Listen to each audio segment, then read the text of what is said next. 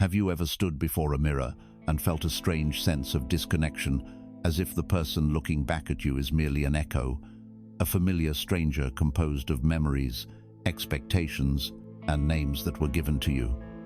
Have you ever felt that the world you see, the solid, predictable world of routines and responsibilities, is not the whole picture?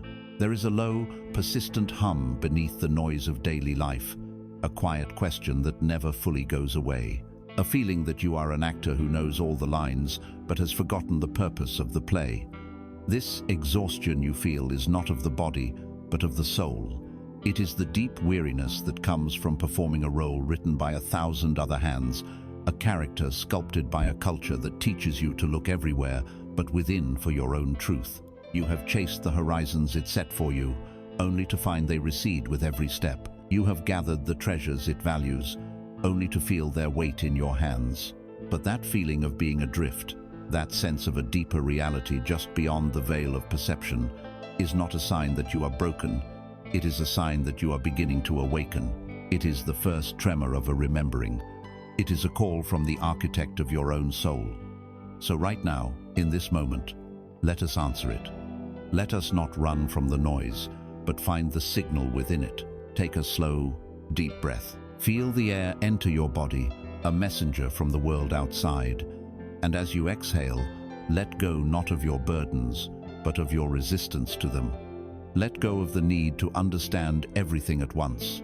We are simply creating a space, a quiet, sacred chamber within your own being. Here, we do not need to fight the matrix. We only need to learn its language. The language of geometry, of vibration, of silence. This is not a lecture. It is a communion, a journey inward to the point of origin where all patterns are born and where the power to reshape them has always been waiting. This is not an escape, it is an act of return.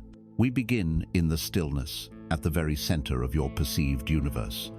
Before the line is drawn, before the circle is closed, before any complex shape takes form, there is only the point. In the language of geometry, it is the beginning of everything. In the language of the human soul, we have come to call it loneliness. We have been taught to fear this state. Society paints it as a void, a failure to connect, a sign that we are unwanted.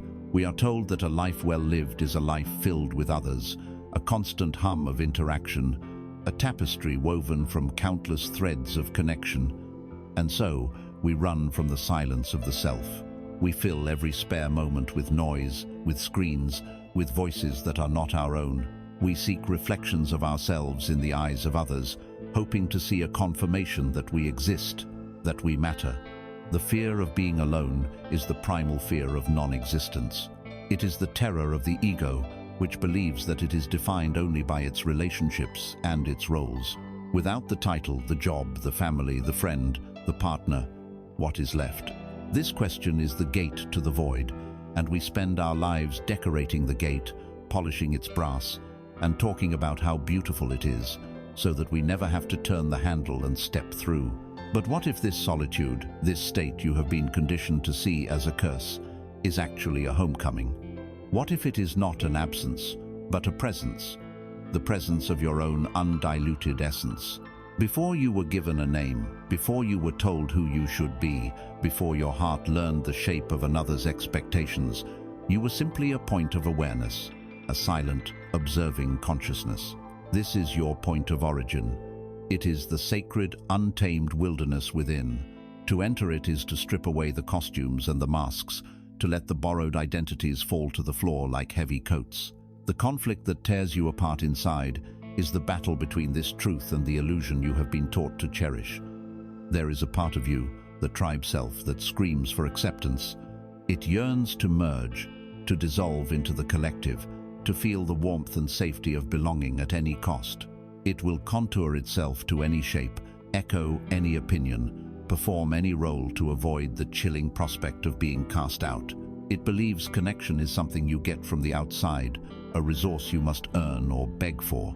It operates from a sense of lack, a fundamental belief that you are an incomplete half, searching for another half to make you whole. Then there is the other voice. It does not scream, it whispers. It is the sovereign self, the silent watcher. It has been there all along, observing the frantic dance of the tribe self. It knows that you are not a half, you are already whole. It knows that true connection does not come from desperate seeking, but from radiant overflowing. It understands that you cannot truly meet another until you have first met yourself in the silent temple of your own being. The internal battle is the friction between these two truths. You feel the pull to go out, to connect, to be seen, but you also feel the ache, the profound spiritual homesickness for the solitude of your own core. You fear that if you spend too much time alone, you will be forgotten. But the sovereign self knows that if you do not spend enough time alone, you will forget yourself. And that is the only true loss. The core message of this initial geometry is this: you are not a lost speck of dust in an indifferent cosmos. You are the point of origin. You are the singularity from which your entire reality is projected. Like the zero in mathematics, you are not nothingness. You are the source of all potential value. The universe is not something that happens to you. It is an experience that emanates from you. Imagine a vast, dark room. It is infinite, silent, and empty. This is the void of pure potential. Then, a single beam of sunlight cuts through the darkness. This is awareness, your awareness. And suspended perfectly in that beam of light is a single golden mote of dust. It turns slowly, catching the light, shimmering with an inner fire. That mote of dust is you. It is solitary, yes. It is alone in the vastness. But is it lonely? Is it lacking number? It is utterly complete. It is the focal point of the light. Without it, the sunbeam would be invisible, an unperceived line of energy. The mote does not need the darkness to define it. It does not need the sunbeam to create it. It simply is, and by its very being, it gives meaning to both the light and the shadow. It contains within its tiny form a universe of iridescence. This is your true self, a singular, sovereign point of existence. All the noise, all the seeking, all the fear, is a denial of this simple, profound reality. We have been taught to build our homes in the reflections on other people's walls, instead of inhabiting the golden point of our own being. This is why the first practical step on this journey of decoding is not an action, but a non-action. It is the practice of intentional silence. This is not meditation to achieve a goal. This is not mindfulness to improve your focus. This is a pilgrimage. A pilgrimage back to the point of origin. For just 5 minutes each day, your task is to do nothing but be. Find a place where you will not be disturbed. Sit or lie down. Set a timer so you are not tempted to check the time. And then simply exist. You do not need to silence your thoughts. Let them come and go like clouds passing before the sun. You do not need to fix your feelings. Let them rise and fall like waves on the ocean. Your only task is to gently bring your awareness back to the simple, undeniable fact of your own existence. Feel the energy in your hands. Feel the weight of your body in the chair. Feel the gentle rise and fall of your own breath. In these 5 minutes, you are not a mother, a father, a worker, a child. You are not your past. You are not your future. You are a point of awareness. You are that golden mote in the sunbeam. At first, this practice may feel excruciating. The tribe self will scream in protest. It will tell you this is a waste of time. It will flood your mind with to-do lists, with worries, with phantom conversations.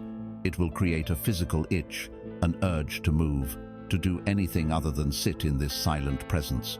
This is the withdrawal, the ego detoxing from its addiction to external validation. Do not fight it.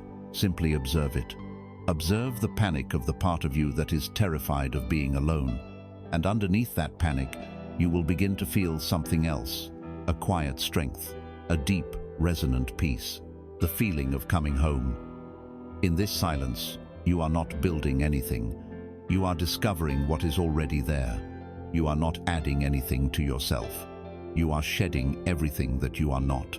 You are returning to the sacred geometry of the self, to the primary point from which all else can be authentically created. This is the foundational act of power. It is the claiming of your own center. From this stabilized point, and only from this point, can a true direction be chosen. From this solitude, a clear intention can finally be drawn, not as a reaction to the world, but as a projection of your soul. For a line, after all, is simply a point that has decided to go for a walk. From the silent, sovereign point of your own being, the first movement of creation occurs. A point, in order to know itself, must extend. It must travel. This journey, this extension of consciousness from a single point into a direction, is the birth of the line. This is the geometry of intention. But for most of us, our lives are not a series of clean, straight lines drawn from a place of inner knowing. Look back on your own path. Does it resemble a vector shot purposefully from the center of a circle? Or does it look more like the wandering trail of a leaf caught in the wind, a frantic scribble dictated by external forces, a map drawn by 1,000 hands other than your own? This is the default state of existence within the matrix. It is the life of the rudderless ship. The ship is sturdy, the ocean is vast, and you are on board. The sun rises and sets. The waves swell and fall. Currents, unseen but powerful, guide your vessel. These are the currents of culture, of family expectation, of mass media, of the collective unconscious. You drift along the path of least resistance. You mistake this movement for progress because the scenery is always changing. This state is not always painful. In fact, its greatest danger is its comfort. There is a deep, seductive peace in relinquishing control. There is no burden of choice, no terror of responsibility. If you do not hold the tiller, you cannot be blamed for where the ship goes. You can simply stand at the bow, feel the spray on your face, and tell yourself that you are on an adventure. You learn to call the whims of the current fate. You learn to call the buffeting of the wind destiny. You convince yourself that powerlessness is a form of spiritual surrender. But deep in the engine room of your soul, a fire is slowly dying. A quiet but persistent ache grows, the phantom limb pain of an amputated will. It is the pain of unrealized potential. It is the sorrow of a captain who has forgotten he owns the ship. You live in a state of reaction. Your path is not a line, but a ricochet. An email arrives, you bounce in that direction. A demand is made, you bounce toward it. An opinion is offered, you adjust your course. You become a masterful navigator of other people's intentions, but a complete stranger to your own. The great inner conflict, then, is the battle between the comfort of this beaten path and the silent scream of your own potential. The beaten path is well lit, it is crowded. The presence of others is a constant reassurance that you are going the right way, or at least the normal way. To step off this path is terrifying. It leads into the dark woods of the unknown. There are no signposts there. There are no footprints to follow. To choose your own line is to accept absolute responsibility for your journey. It is to say, I will trust my own internal compass over the maps that everyone else is using. This is a profound act of rebellion against the matrix, which is designed to keep you on its pre-approved highways. The fear of this responsibility is immense. What if I choose the wrong direction? What if I get lost? What if I fail? These questions are the guardians at the gate of a self-determined life. And so, most choose to stay on the comfortable path, paying for their safety with the currency of their own soul. They trade the possibility of a magnificent arrival for the guarantee of a mediocre journey. But you are here because the ache has become louder than the fear. You are ready to take the pen from the hands that have been drawing your life and begin to draw for yourself. This is where we must understand the true nature of intention. Intention is not a passive wish. It is not a hopeful dream. Intention is a vector of energy. A vector, in physics, has two qualities: direction and magnitude. This is the code. Your intention must have a clear direction, not a vague, I want to be happy, but a precise, my resonant state is gratitude and joy. Not I want more money, but I am a conduit for effortless abundance. The direction must be a statement of being, in the present tense. You are not asking the universe for something. You are informing the universe of who you have decided to be. The second quality is magnitude. This is the power, the will, the focused emotion you put behind the direction. It is the tension on the bowstring. A weak intention, a half-hearted desire, creates a diffused, weak energy that dissipates into the chaos of the matrix. A powerful intention, an unwavering decision backed by the full force of your focused being, becomes a laser. It cuts through resistance. It organizes reality around itself. The matrix, which thrives on confusion and indecision, has no defense against a line of pure, focused intent. It does not bend to your will. It aligns with it. Consider the archer who must shoot an arrow in the dead of night. He cannot see the target. To focus on the target would be useless.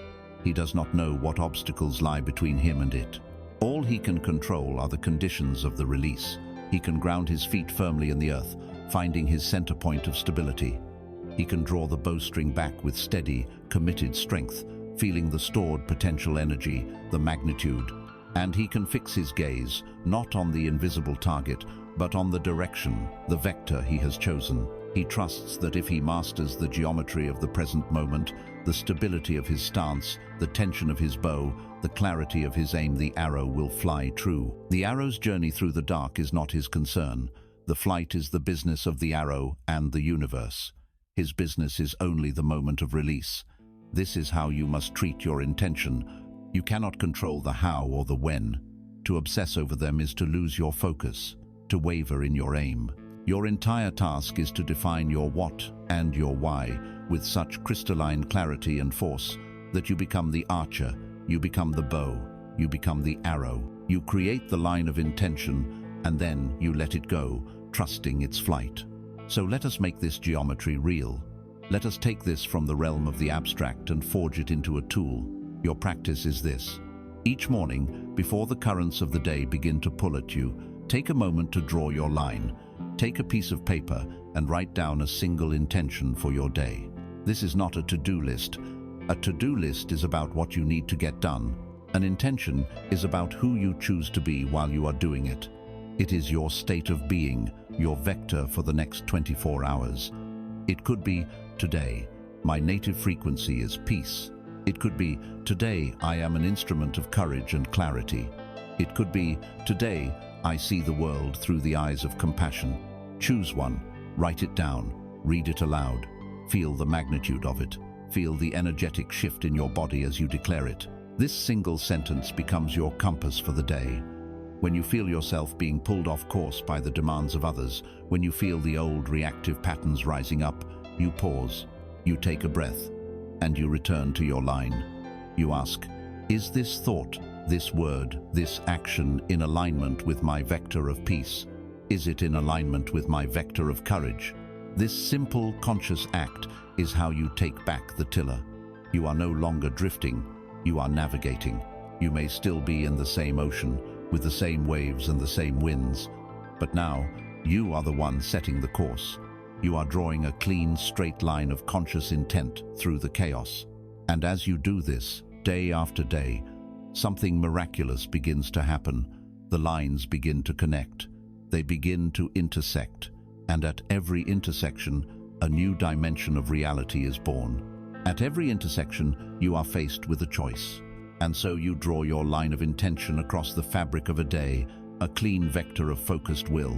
It feels pure, powerful, and clear in the quiet of the morning.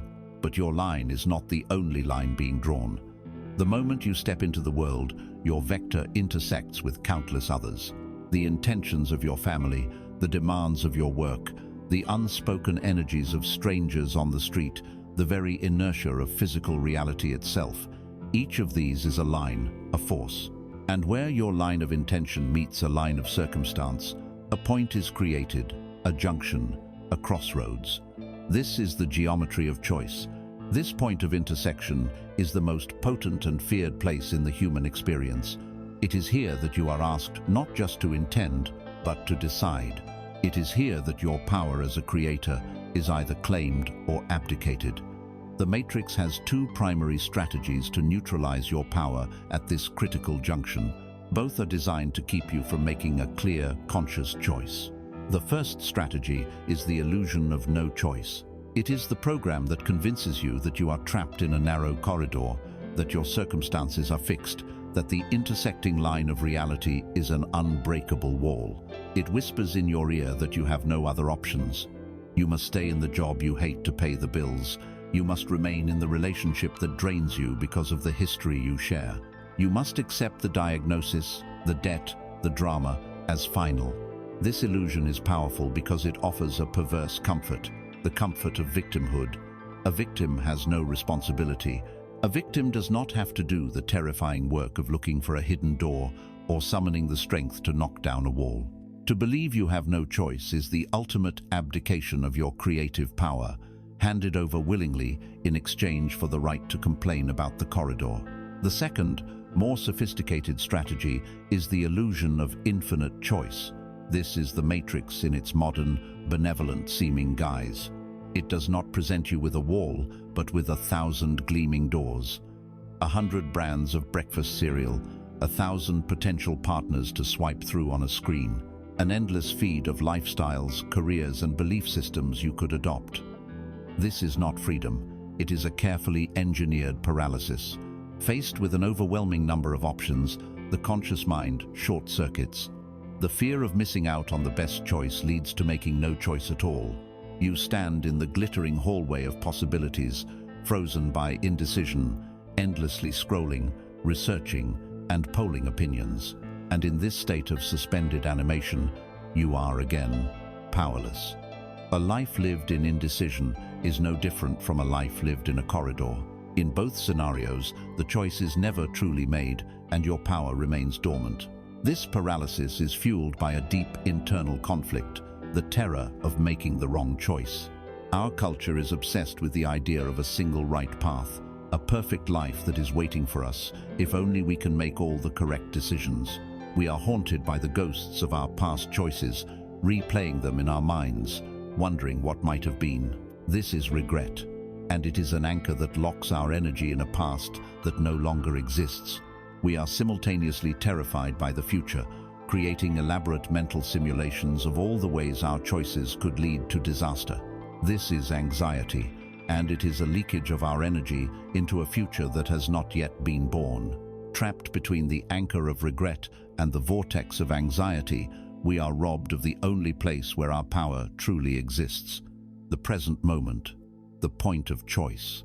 The conflict is between the ego, which demands a guarantee, a 5-star review of a path before it will walk it, and the soul, which knows that growth comes not from the outcome of the choice, but from the courage of the act of choosing itself. Here, we must introduce a new and radical understanding. A choice is not a selection from a cosmic menu of pre-written destinies.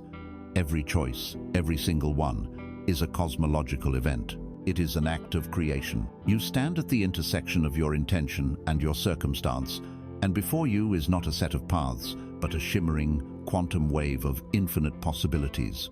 The moment you make a decision, a clear, committed choice, you collapse that wave of potential into a particle of experience. You are not simply choosing a path, you are creating a dimension. You are birthing a timeline, a whole new universe for your consciousness to inhabit and explore. In this model, the concept of a wrong choice becomes meaningless. Could you choose a dimension with more challenges? Yes. Could you choose a timeline with more painful lessons? Absolutely. But it is never wrong. It is simply a different curriculum for your soul's expansion. To choose is the most sacred, godlike action you can perform. It is the declaration to the cosmos. Out of all the things that could be, I choose this to be. Imagine a sculptor standing before a massive, uncarved block of marble. The marble is pure potential. Within it, an infinite number of sculptures exist. A bird, a hand, a face, a spiral. The sculptor's job is not to create the sculpture. The sculpture is already there.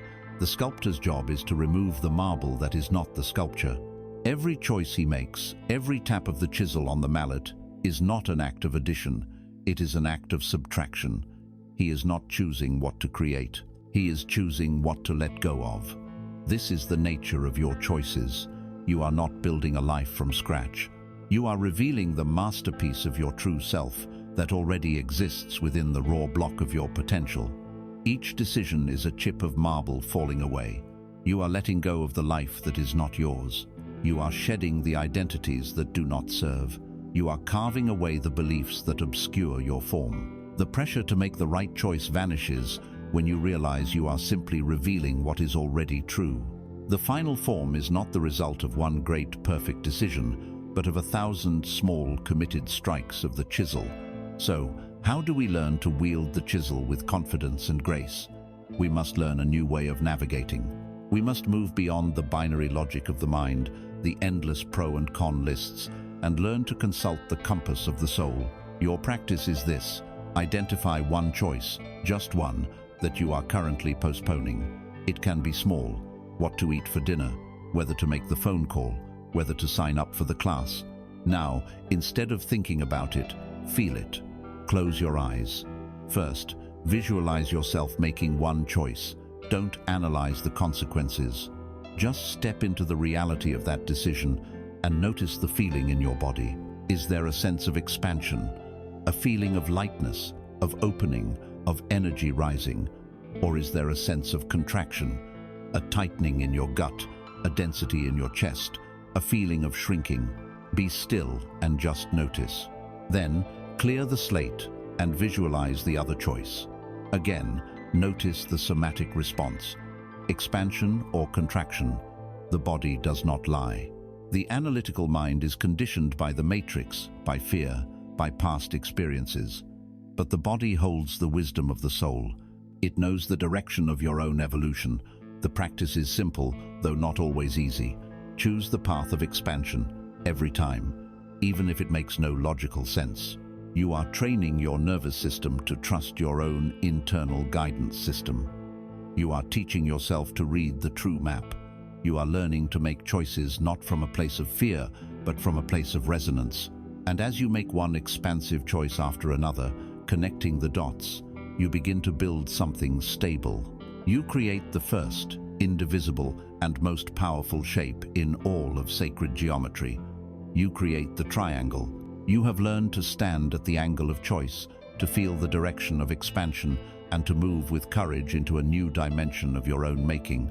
But a single choice, a single angle, is an unstable thing. A life built on a series of disconnected choices can feel erratic, a jagged line that lacks cohesion.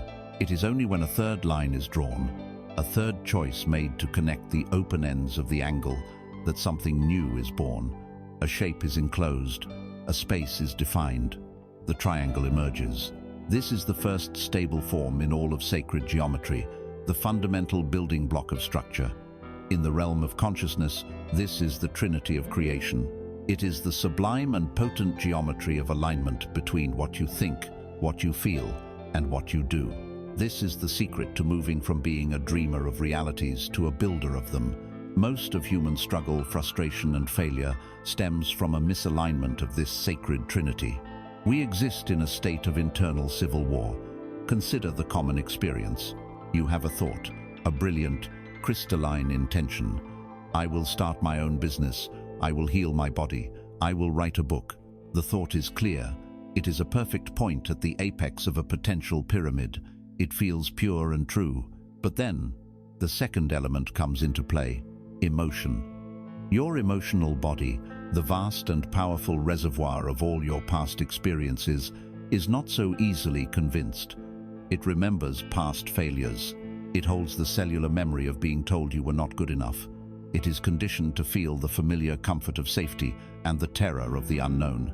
And so, while your mind thinks, "Let's build a new reality," your emotional body feels fear, doubt, and unworthiness. It floods your system with the chemistry of resistance. Now, the third element, action, is brought to the stage. Your physical body, the instrument of action, receives two conflicting commands. From the mind, it hears the order: march forward, create, build.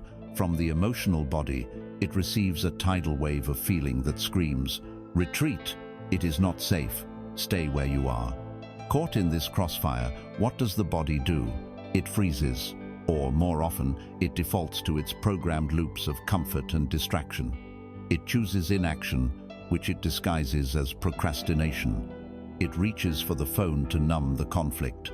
It turns on the television to drown out the contradictory voices. It eats the sugary food to soothe the anxious feelings. And you, the conscious observer, are left in a state of profound frustration, wondering why you cannot seem to do the things you know you want to do. You are a leaking vessel. Your creative life force, your prana, is being hemorrhaged by this internal disintegration. You are a powerful engine, but the spark plugs are disconnected from the fuel line. This inner conflict is a war between three aspects of your being. Your thought is the architect, standing on a high hill with a perfect blueprint. Your emotion is the wild, powerful horse, tethered in the valley below. Your action is the chariot to which the horse is hitched. The architect of your mind can see the glorious destination and shouts, "Onward!" But the horse of your emotions has no interest in blueprints. It can only feel the terrain beneath its feet. It smells a predator from a past experience in the direction the architect wants to go, and so it rears back, its powerful muscles pulling in the opposite direction. And the chariot of your body is ripped apart by these opposing forces, its wheels spinning uselessly in the mud. You will go nowhere, no matter how beautiful the blueprint, until the architect learns to descend from the hill, to speak the language of the horse, to soothe its fears, and to align its magnificent power with the intended direction. The core message, the great secret passed down through esoteric traditions, is that reality is birthed only when this trinity is unified. Creation is an act of holy matrimony. Thought is the divine masculine, the seed, the blueprint, the logos. It is the structure, the form, the idea. But a seed on its own is just a dry, dormant potential. It requires a medium in which to grow. Emotion is the divine feminine, the fertile earth, the womb, the chaos from which all life emerges. It is the life force energy, the substance of creation. When the seed of a clear thought is planted in the fertile soil of a congruent emotion, it is quickened, it is given life. The thought must be impregnated with feeling. The thought "I am worthy" is useless until it is united with the deep, resonant feeling of worthiness. This sacred union, this alchemical wedding of thought and feeling, conceives a child. And that child is action. Action is the inevitable natural birth of a thought and an emotion that are in perfect alignment.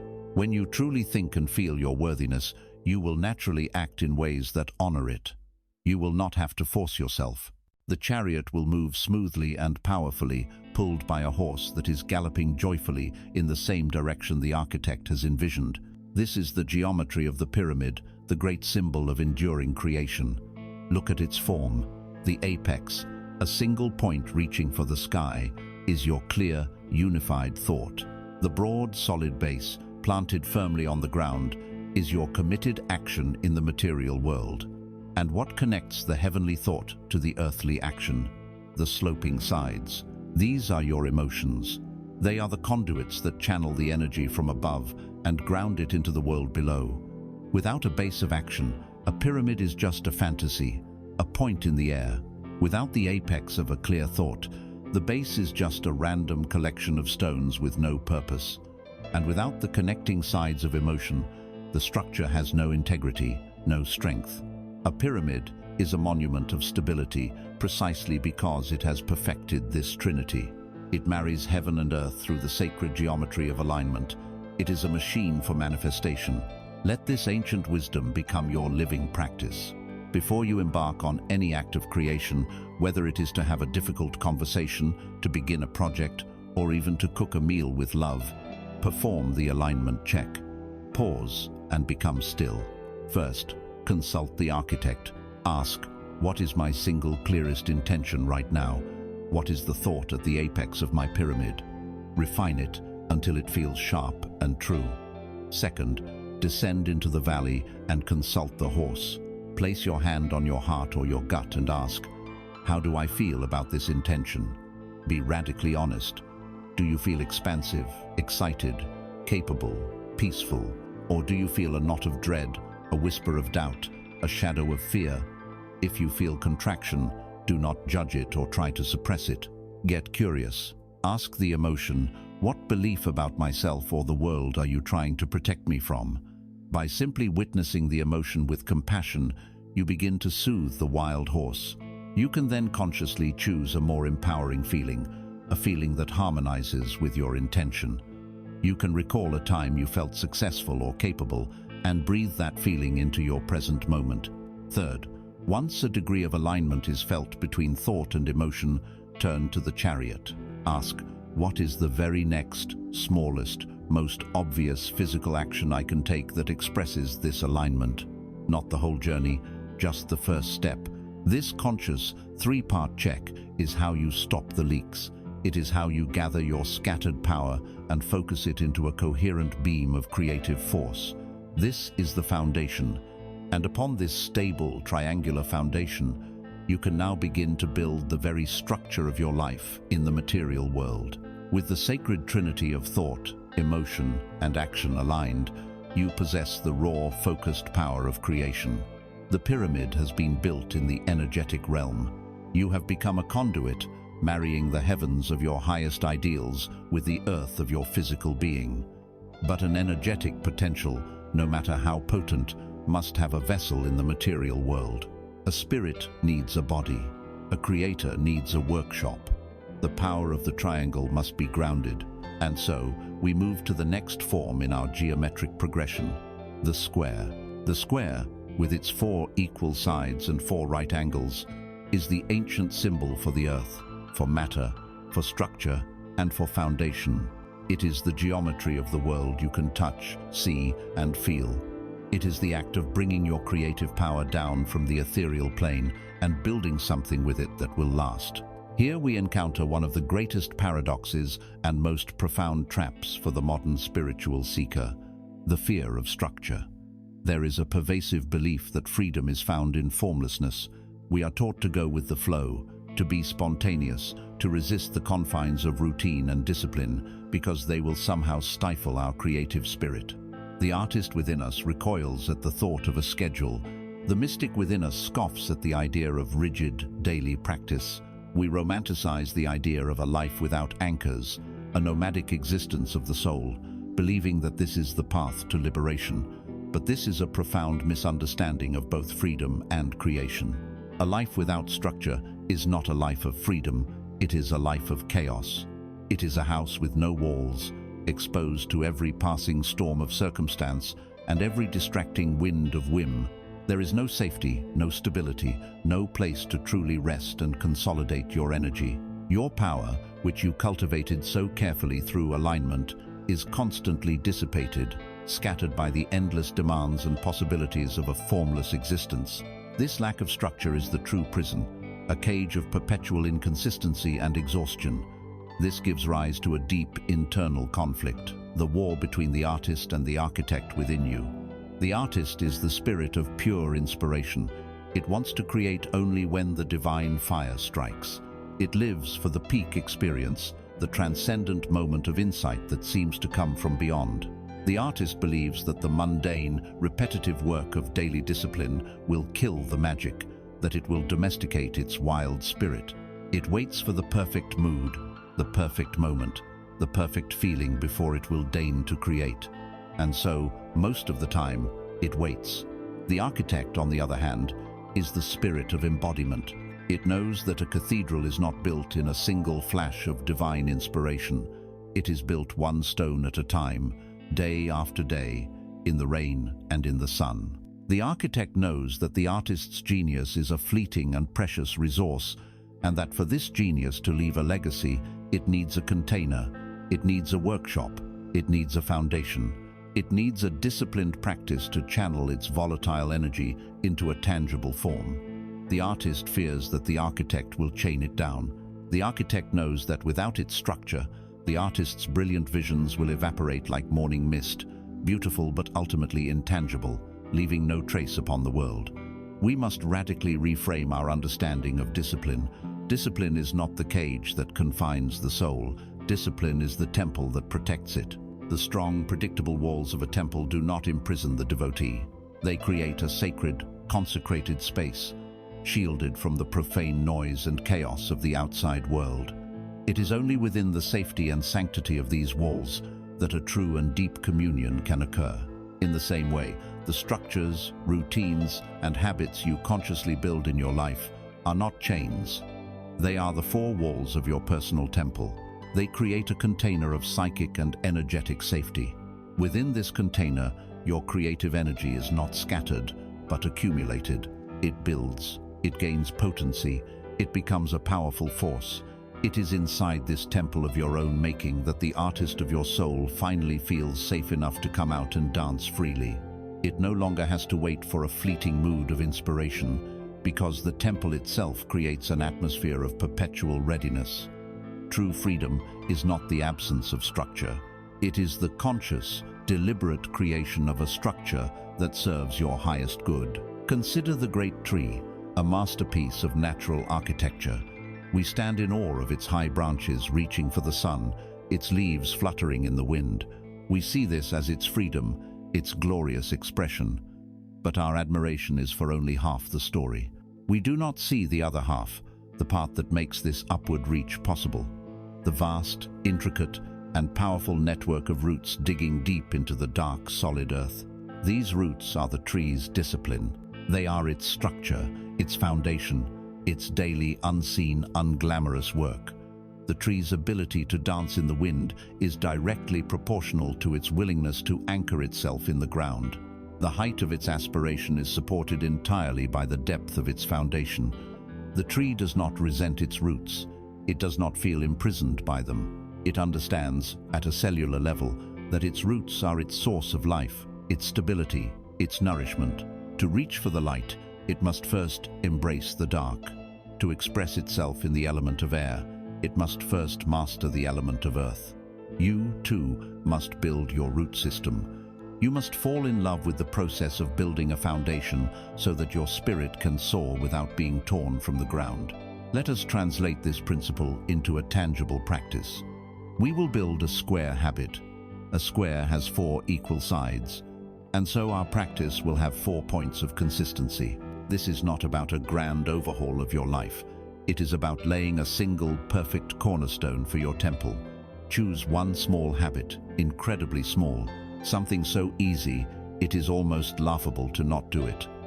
It could be reading 1 page of a book, doing 1 push-up, writing 1 sentence, meditating for 1 minute. The action itself is less important than the structure you build around it. Now, apply the 4 sides of the square. First, you will do the same action. Second, you will do it at the same time every day. Third, you will do it in the same place every day. Fourth, you will do it for the same predetermined duration. For example, every day at 7 a.m., I will sit in my green armchair and read 1 page of this book. That is a perfect, energetic square. It is a predictable, stable point in the chaotic grid of your daily life. The goal here is not to become a great reader. The goal is to prove to yourself that you are an architect. You are proving that you can conceive of a structure and manifest it in the physical world. You are laying 1 stone perfectly. Day after day, as you repeat this small act of disciplined creation, you are not just reading a book. You are building the foundations of your temple. You are sending roots down into the earth. And from this place of profound stability, this solid platform you have built for yourself, you will find you can finally look out upon the world and observe its larger, more mysterious movements without losing your footing. You are ready to perceive the circle. From the solid platform of the square, from the temple of your disciplined practice, you can now observe the world with new eyes.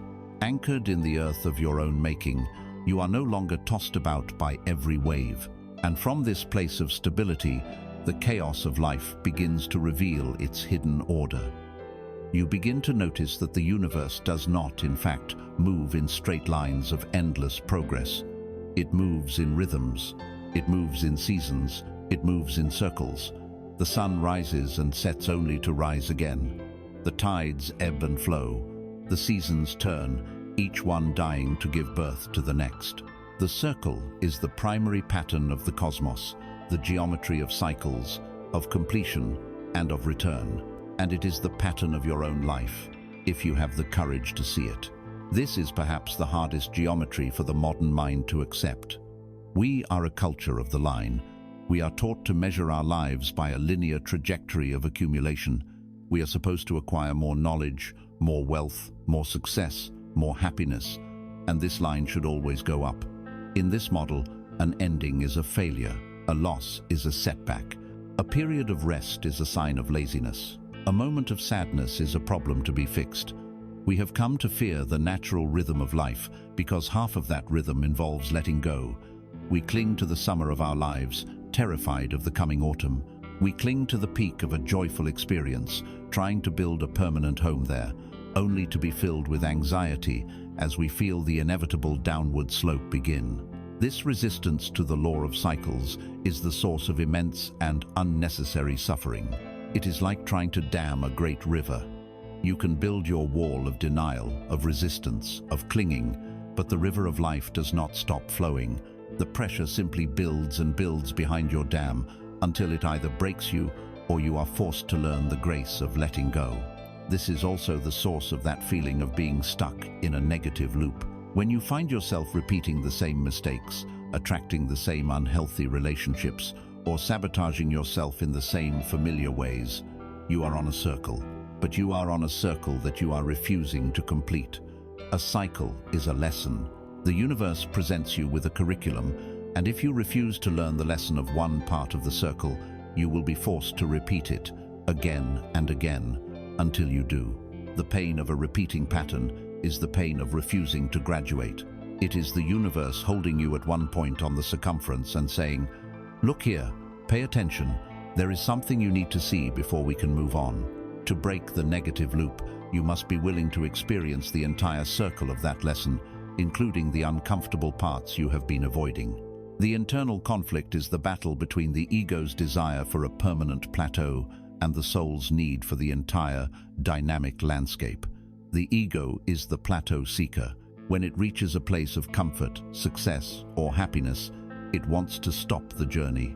It says, "This is it, this is perfect, let's make this last forever." It lives in fear of change because change threatens its carefully constructed sense of stability and identity.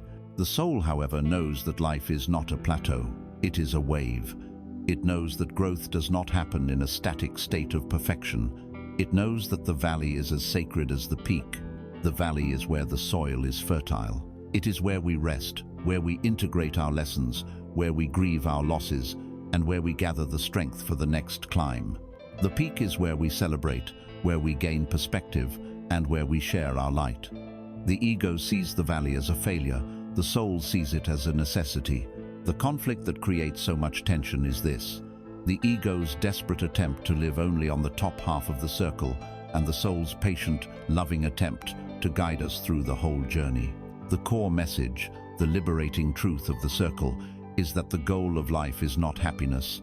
The goal is wholeness. And wholeness, by definition, means embracing the entire circle. It means accepting all points on the circumference as equally valid and necessary parts of the journey. Wholeness is the capacity to be with joy without desperately clinging to it. It is the capacity to be with sorrow without being destroyed by it. It is the capacity to be in the bright light of success and the deep darkness of failure, knowing that both are transient phases of a larger, unified cycle. You are not just the summer of your life. You are also the autumn, the winter, and the spring. You are the waxing, the full, and the waning. To be whole is to finally stop fighting the fundamental rhythm of existence and learn to dance with it. There is no greater teacher of this dance than the moon. Observe her journey across the night sky. She begins as a slender silver crescent, a promise of new beginnings. She grows, she waxes, becoming fuller and brighter each night, until she reaches the glorious peak of her cycle, the full moon. The world celebrates her. She is luminous, powerful, at the height of her expression. A linear culture would say, "This is it, she has succeeded. Now she must stay this way." But the moon knows a deeper wisdom. Having reached her peak, she immediately begins the sacred act of letting go. She wanes. Night after night, she graciously gives a piece of herself back to the darkness. She diminishes, she withdraws. She does not see this as a failure. She sees it as a necessary release. Finally, she disappears entirely into the dark moon. She embraces the void, the sacred emptiness, the period of rest and renewal. Our culture fears this phase, but the moon knows it is the womb from which her next cycle will be born. And sure enough, after her time in the darkness, she returns once again as the hopeful crescent. At no point in this journey was she any less the moon. The dark moon is not a failed moon, it is a holy and essential part of her wholeness. Your life follows this same rhythm. Your task is to honor every phase, especially the waning and the dark, which you have been taught to fear. To integrate this wisdom, we can create our own small ritual of release. We can practice the art of completing cycles so that they do not become loops of unresolved energy. Your practice is this. At the end of each week, a mini cycle of your life, set aside a few moments for a cyclical release. Find a quiet space. Reflect on the week that has passed. Identify one thing, just one, that is ready to be let go of. It could be a small resentment you have been holding against someone. It could be an unrealistic expectation you placed on yourself. It could be a worry about the future that has served its purpose and is now just dead weight. It could be a memory you keep replaying. It could even be a physical object in your home that ties you to a past you are ready to release. Once you have identified it, perform a simple act of release. You could write it on a piece of paper and safely burn it or tear it up. You could speak it aloud, saying, "I thank you for the lesson you have taught me, and I now release you." Feel the energetic space that is created by this act of letting go. This is not a dramatic exorcism. It is a quiet, dignified act of spiritual hygiene. It is you, consciously participating in your own cycle of renewal. It is you, becoming the moon. And as you master the rhythm of the circle, you may begin to notice something even more profound. You notice that each time you return to the beginning of a cycle, you are not quite the same. You are a little wiser, a little stronger. The circle, it seems, is not entirely closed. It is moving. It is ascending. It is a spiral. You learn to honor the rhythm of the circle. You practice the sacred art of release, creating space for the new by letting go of the old. You stand on the solid foundation of your discipline and watch the seasons of your own life turn with a newfound sense of peace. You have accepted the dance of waxing and waning. But then, it happens. A familiar darkness appears on the horizon. An old anxiety, a pattern of self-sabotage, a relational dynamic you were sure you had conquered, rises from the past like a ghost. And in that moment, a profound and chilling despair can set in. The voice of the inner critic, which had been quiet, now roars back to life. You see, it sneers. You're a fraud. All that work, all that reflection, it was for nothing. You are right back where you started. You haven't changed at all. This is one of the most dangerous moments on the path. It is the great test of faith, the point where countless sincere seekers abandon the journey, convinced that they are fundamentally broken and incapable of change. This feeling of failure is a powerful illusion, born from our deep conditioning to see life as a straight line. We expect our growth to be a constant, upward march from darkness into light. We believe that once we have dealt with an issue, it should be gone forever. So when its familiar energy reappears, our linear mind can only interpret it as a regression. It feels like we have slid all the way down the mountain we worked so hard to climb. The pain of this perceived failure can be even greater than the pain of the original issue itself. It is the agony of betrayed hope, the frustration of a journey that seems to have led nowhere. This is the inner conflict between the impatient ego and the wise, trusting soul. The ego wants a graduation ceremony. It wants to slay the dragon of its past, mount the head on the wall, and move on to a new, pristine castle where old dragons are not allowed. It is addicted to the feeling of progress, of conquest, of finality. It has no patience for a curriculum that involves revision. When the old lesson reappears, the ego throws a tantrum. It feels cheated. It declares the entire educational system a sham and threatens to drop out. The soul, however, operates from a completely different understanding of growth. It knows that mastery is never achieved in a single heroic victory. Mastery is achieved through patient, conscious repetition. A musician does not master the scales by playing them once. A craftsman does not perfect his art by building one chair. The soul knows that your deepest challenges are not enemies to be vanquished once. They are your greatest teachers, your personal Zen masters, and they will return throughout your life to offer you ever more subtle and advanced lessons. The soul trusts the divine timing of the curriculum. It sees the returning challenge not as a sign of your failure, but as a sign of your readiness. It is a promotion. You have passed the introductory course, and now you are being invited into the advanced class on the very same subject. The conflict is between the ego's demand for a linear victory and the soul's surrender to a spiral path of evolution. Here is the secret geometry that shatters the illusion of failure. You are not going in circles. You are moving in a spiral. Imagine yourself climbing a vast spiral staircase inside a great tower. As you ascend, you keep passing the same window. Through the window, you see the same landscape, that familiar challenge, that old wound. The first time you passed the window, you were on the ground floor. The landscape looked huge, terrifying, and all-encompassing. You may have felt powerless before it, but you kept climbing. You did the work. You built your foundation. You learned to let go. Now, you have come around to the window again, but you are not on the ground floor anymore. You are one level higher. The landscape outside is the same, but your perspective has changed. From this higher vantage point, you can see the edges of the landscape. You can see the road that leads through it. It no longer seems so overwhelming. You are stronger from the climb. Your legs are more powerful. Your breathing is deeper. The window and the landscape have not changed, but you have. This is not repetition. This is return on a higher plane. This is not failure. This is evolution. Look to the patterns of nature, the sacred geometry of the cosmos. A galaxy is a perfect spiral. It is spinning, a vast circular motion, but it is not just spinning in place. The entire galaxy is hurtling through space, constantly moving, constantly expanding. It is a circle and a line combined. This is the shape of your growth. You are cycling through your core lessons, and you are simultaneously moving forward on your unique soul trajectory. Or consider the beautiful chambered nautilus, a living fossil that has perfected the art of the spiral. As it grows, it creates a new, larger chamber to live in, perfectly proportioned to the last. But it does not abandon the old, smaller chambers. It seals them off and keeps them as part of its structure, part of its buoyancy. It carries its past with it, not as a burden, but as the very foundation upon which its new, more expansive present is built.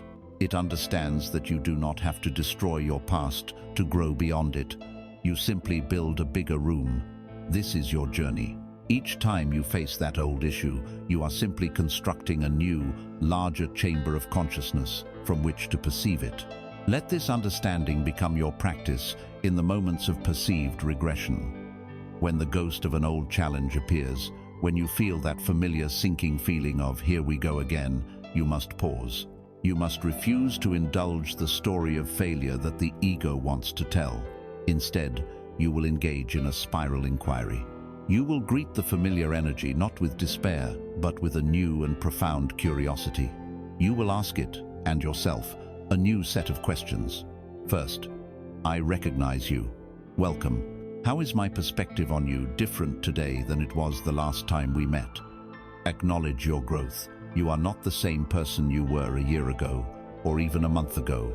Honor the climb you have made. Second, what new strengths, tools, or wisdom do I possess now that I did not have before? Perhaps you now have a meditation practice. Perhaps you are better at setting boundaries. Perhaps you simply have more self-compassion. Take inventory of the resources you have accumulated on your journey up the staircase. Third, and most importantly, what is the subtler, more advanced lesson being offered to me this time? If the ground floor lesson was about recognizing the pattern, perhaps the second floor lesson is about learning to find compassion for its source. If the second floor lesson was about setting a boundary, perhaps the third floor lesson is about setting that same boundary with love and without anger. Look for the nuance. The universe is inviting you into a deeper level of mastery. When you approach your challenges with this spiral-shaped awareness, everything changes. The moment of greatest potential failure is transformed into your moment of greatest potential evolution. You realize that the journey is not about arriving at a destination free of challenges. The journey is the climb itself. And as you ascend this spiral, you will find your own orbit, your own circle of being, begins to interact with other circles, other worlds, creating a sacred portal to an even deeper reality. As you ascend the spiral of your own evolution, your circle of being expands. You become more of who you truly are. But as your world grows, it inevitably begins to press against another, greater circle. The circle of spirit, the circle of the material world, the circle of the other. And at the point where these two great circles of existence, the inner and the outer, the self and the universe overlap, a new shape is formed. It is an almond-shaped portal, a sacred opening known as the vesica piscis. In Latin, this means vessel of the fish, and it has been a symbol of creation and the intersection of worlds for millennia. This geometric gateway is the space where heaven and earth meet, where spirit and matter embrace. And it is the most misunderstood and therefore most powerful location in your own consciousness. We live in a world that teaches us we must choose a circle. We are told that we must live either in the world of spirit or in the world of matter, and that these two realms are forever at war. This creates a great and painful schism in the heart of every seeker. On one side, you have the spiritual escapist. This is the soul who, wounded by the harshness of the material world, seeks refuge in the ethereal. They may meditate for hours a day, speak eloquently about non-duality and unconditional love, and surround themselves with the trappings of piety. Yet their earthly life is often in disarray. Bills go unpaid, bodies go unnourished, and difficult relationships are avoided in favor of a detached and pseudo-superior peace.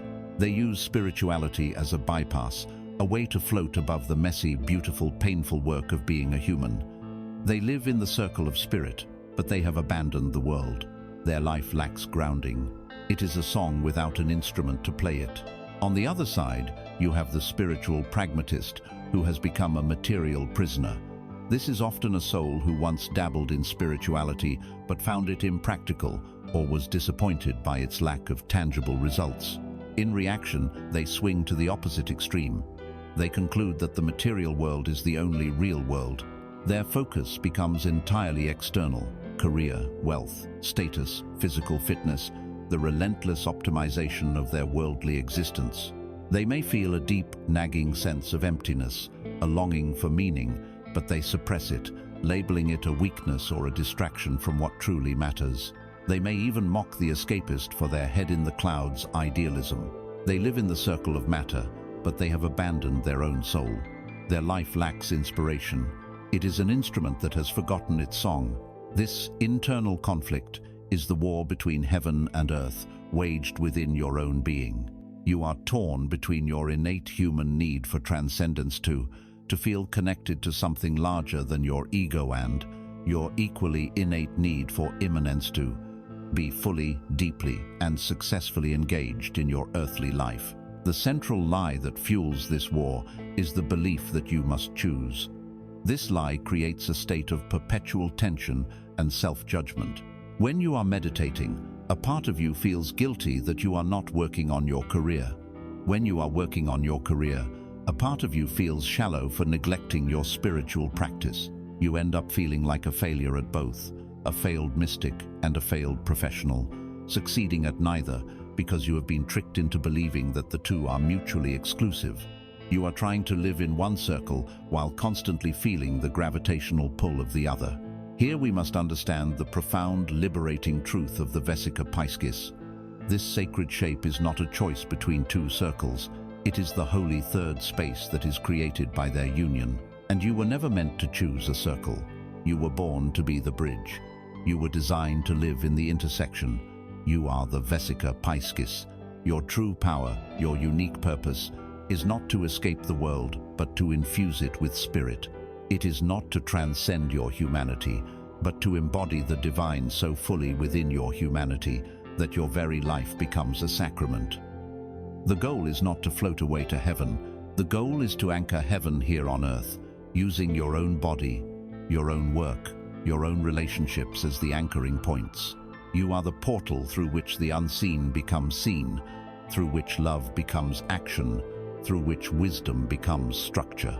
Look at the horizon at dawn. It is a perfect living vesica piscis.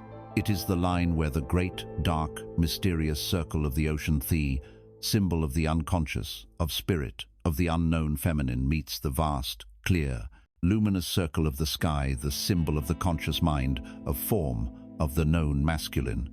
Is the horizon the sea, or is it the sky? It is neither, and it is both. It is a third thing, a magical relationship, a gateway between two worlds.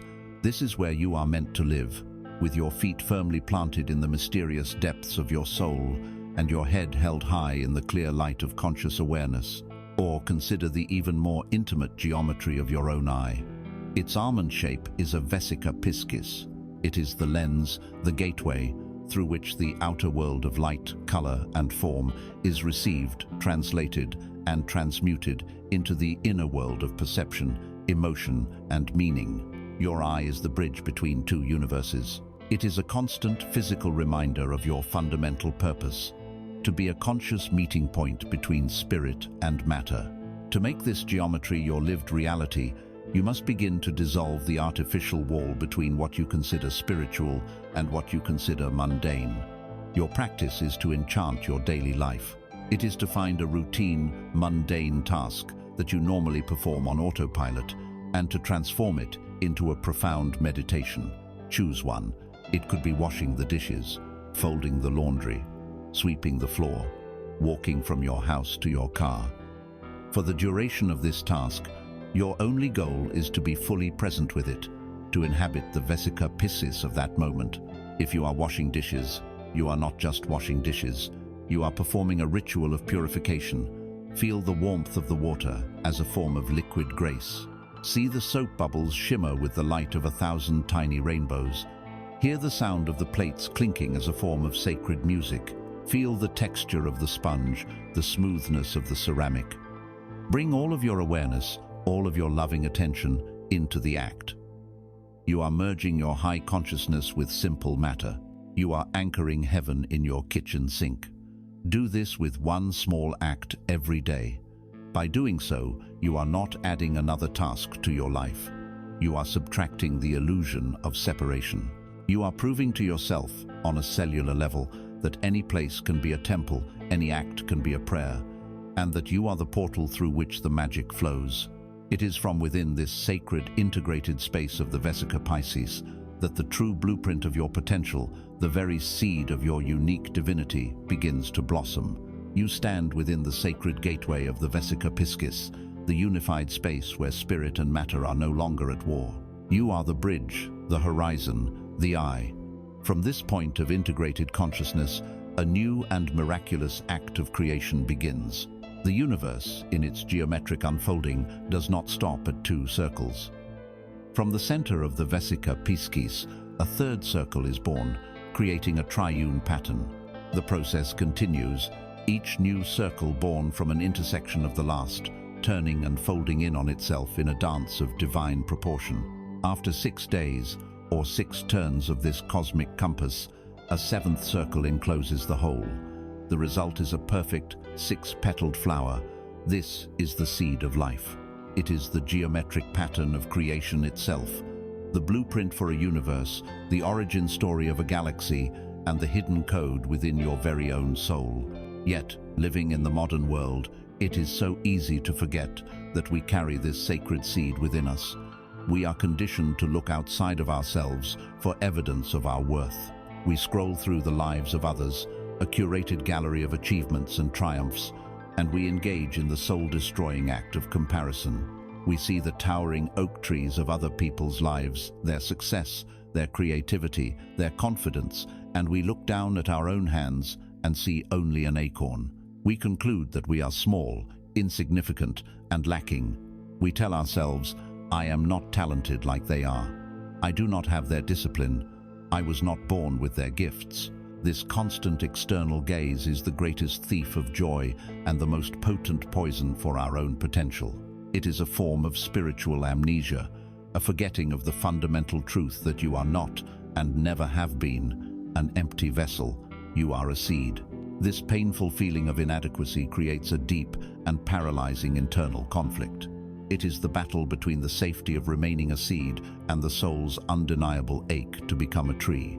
A part of you, the fearful ego, finds a strange comfort in believing you are not special. If you are just an insignificant acorn, then nothing is expected of you. You cannot fail if you never allow yourself to be planted. You cannot be judged if you never break through the soil.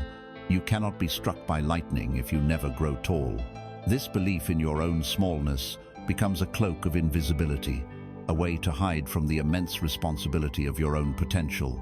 It is safer, the ego argues, to admire the forest than to risk being a tree within it. But another part of you, the life force itself, the voice of the seed, suffers quietly under this self-imposed limitation.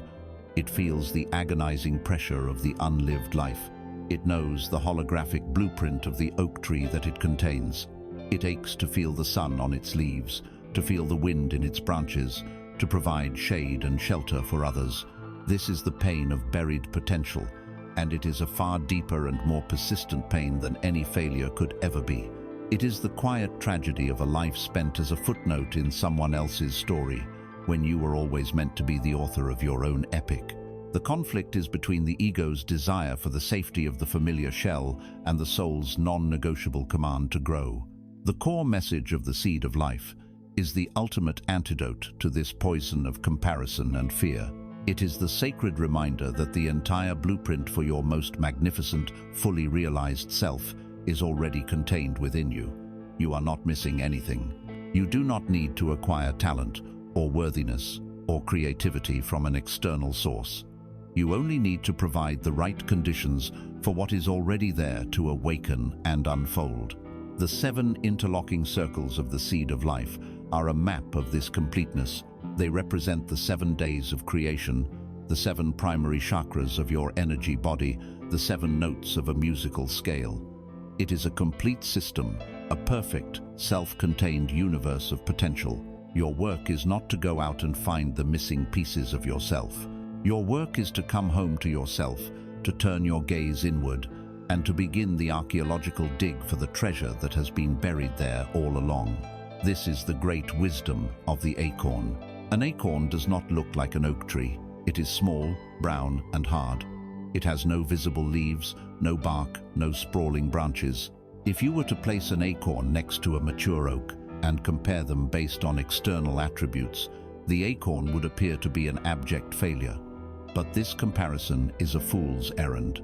The acorn is not a failed tree. It is a tree in its state of pure potential. Compressed within its tiny form is the holographic intelligence, the complete architectural plan for the majestic being it is destined to become. It does not need to read books about how to be a tree. It does not need to attend seminars on leaf production. It does not need to look at other oak trees and feel insecure about its own lack of height. All of the information, all of the wisdom, all of the how-to is already encoded within its very essence.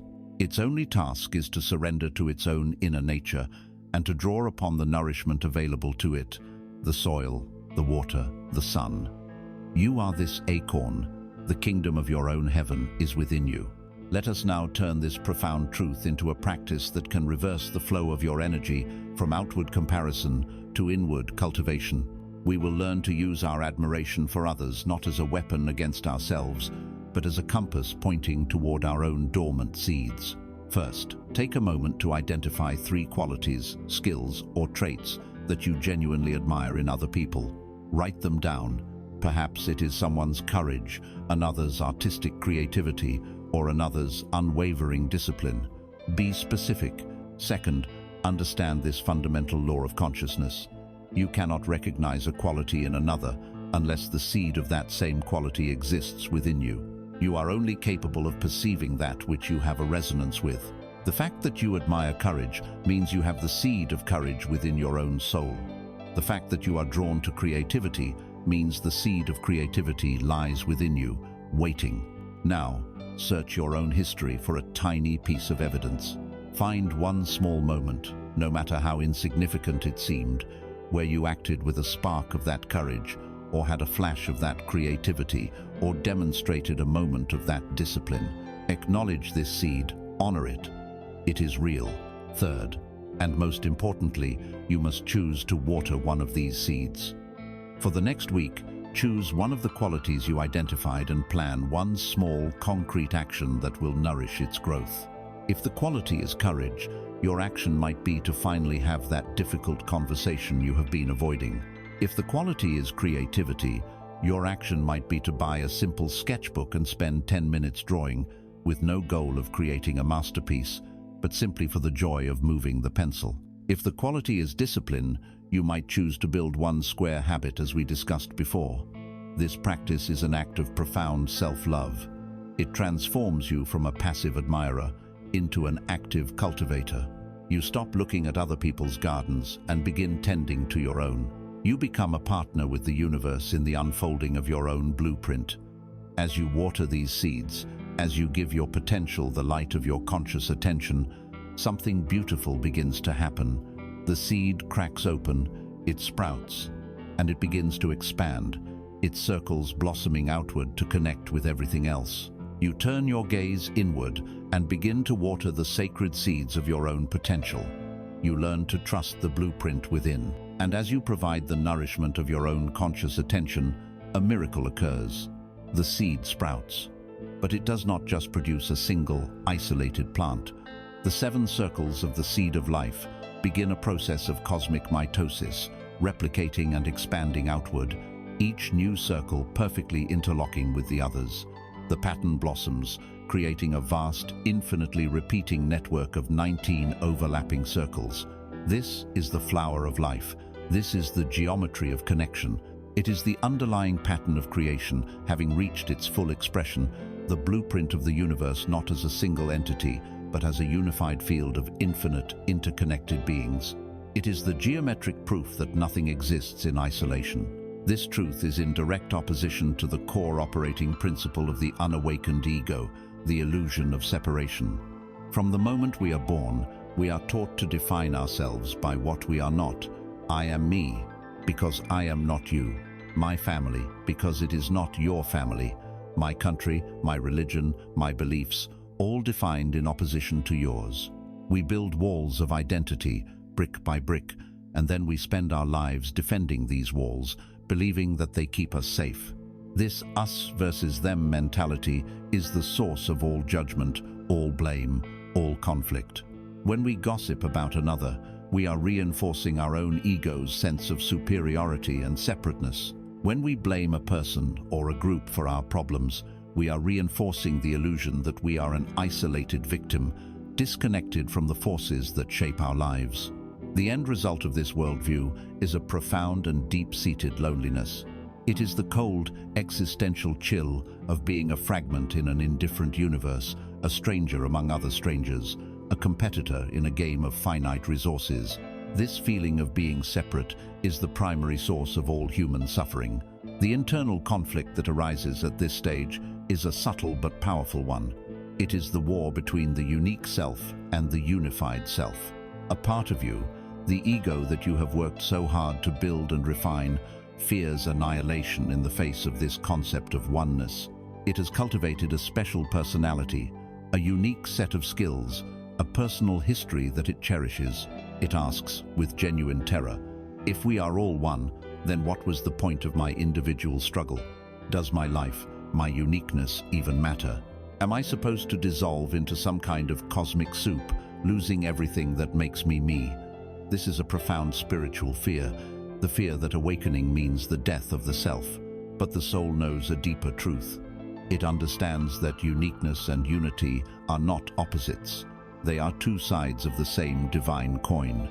The soul knows that you are an irreplaceable, unique expression of the one unified consciousness. Imagine a symphony. Is the first violin any less unique or important because it is part of a larger orchestra? Number. In fact, its uniqueness only has meaning in relation to the other instruments. The symphony needs the unique sound of that violin to be complete. To be one with the orchestra is not to lose your unique sound, but to finally allow your sound to be part of a creation far grander than anything you could play alone. Your individuality is not an obstacle to oneness. Your individuality is the unique gift you bring to the oneness. The conflict is between the ego's fear that it will be erased and the soul's wisdom that it will finally be given its true and perfect purpose. This leads us to the core message of the flower of life, a truth so simple and so profound it can shatter the foundations of a fear-based reality. Everything is connected. Everything. Every person you meet, every animal, every plant, every star in the sky, every thought and every emotion is a single point of light in a vast, invisible, geometric web of consciousness. This pattern, the flower of life, is the energetic lattice that holds the universe together. When you look at its design, you see that each individual circle is complete and perfect in itself, yet it is also inextricably defined by its relationship with every other circle that touches it. This is the model of a perfected reality. It means that the ancient spiritual cliché is a literal, physical law of the cosmos. What you do to another, you do to yourself. When you send a thought of judgment or hatred towards another person, you are vibrating a thread of the tapestry that is directly connected to your own heart. When you harm the earth, you are poisoning the soil from which your own life grows. Conversely, when you perform an act of anonymous kindness, when you work to heal your own trauma, when you choose compassion over judgment, you are sending a resonant wave of healing that vibrates through the entire, unseen network, blessing beings you will never meet. You are not a drop in the ocean, you are the entire ocean in a single drop. Imagine an ancient, infinitely vast tapestry. It depicts the entire story of the cosmos. If you stand very close to it, you can see each individual thread. You can admire its unique color, its specific texture, its place in the pattern. This is your individual life, a beautiful, unique thread of consciousness. It is real, it is important, and its unique color is needed. Now, if you step back from the tapestry, your focus shifts. You no longer see the individual threads. You see the magnificent image they create together. You see the whole story, the grand design. This is the unified consciousness, the one. Both perspectives are true, both are necessary. The grand image would not exist without each unique thread, and each thread, on its own, would be just a piece of string with no context or purpose. Its meaning is derived from its part in the whole. Now, understand this. If you pull, even gently, on a single, seemingly insignificant thread, a pucker of tension is created that subtly distorts the entire image. If you cut a single thread, you create a weakness, a tiny hole in the fabric of reality. This is why your life matters so much. Not because of what you can accumulate for your separate self, but because of the energetic integrity you contribute to the whole. To heal your own thread is to strengthen the entire tapestry. Let this sacred geometry become your guide in the world of human relationships. Your practice is to learn to see the flower in your interactions, especially the difficult ones. The next time you are speaking with someone, whether it is a loved one or a person who challenges you, try this. First, be present with the surface reality. See their personality, hear their words, acknowledge their ego and yours. Do not deny what is happening on the human level. But then, for just a moment, look deeper. Look into their eyes and try to see past the personality. Imagine, behind their physical form, the vibrant, perfect circle of their own soul's energy. See it glowing with their own unique color. Then, imagine your own circle of energy, and now visualize the two circles overlapping. See that sacred almond-shaped space, the Vesica Piscis, that exists between you. Recognize that no matter how different your personalities or opinions may seem, you are both nodes in the same single flower of life. You are connected. You do not have to agree with them. You do not even have to like their personality. This is not about condoning their behavior. It is a simple, silent act of recognition. It is seeing the thread of God that runs through them, which is the same thread of God that runs through you. This silent, momentary act of seeing the underlying connection can radically shift the energy of any encounter. It shifts you from a stance of opposition to a stance of communion. You remember that you are not two separate fragments fighting. You are two parts of one great being, learning from each other. And from this blossomed, interconnected pattern of the flower of life, the very substance of reality itself can be brought forth. You stand within the blossomed pattern of the flower of life, recognizing yourself in the great, interconnected tapestry of existence. You have moved beyond the illusion of separation. But what is this tapestry woven from? What is the actual substance of the reality you perceive around you? We often experience our world as a solid, immovable fact. The bills are real, the body ages, the laws of physics seem absolute. This perception leads to a profound sense of powerlessness. It feels as though we have been born into a pre-existing movie, a story that was written long before we arrived. We are merely actors, playing out our assigned roles on a stage that we have no power to change. We can rearrange the furniture on the set, perhaps, but we cannot alter the fundamental architecture of the theater itself. Life, in this view, is something that happens to us. This belief in a fixed external reality creates a deep and painful conflict. It is the schism between the soul's infinite desire and the mind's perceived limitation.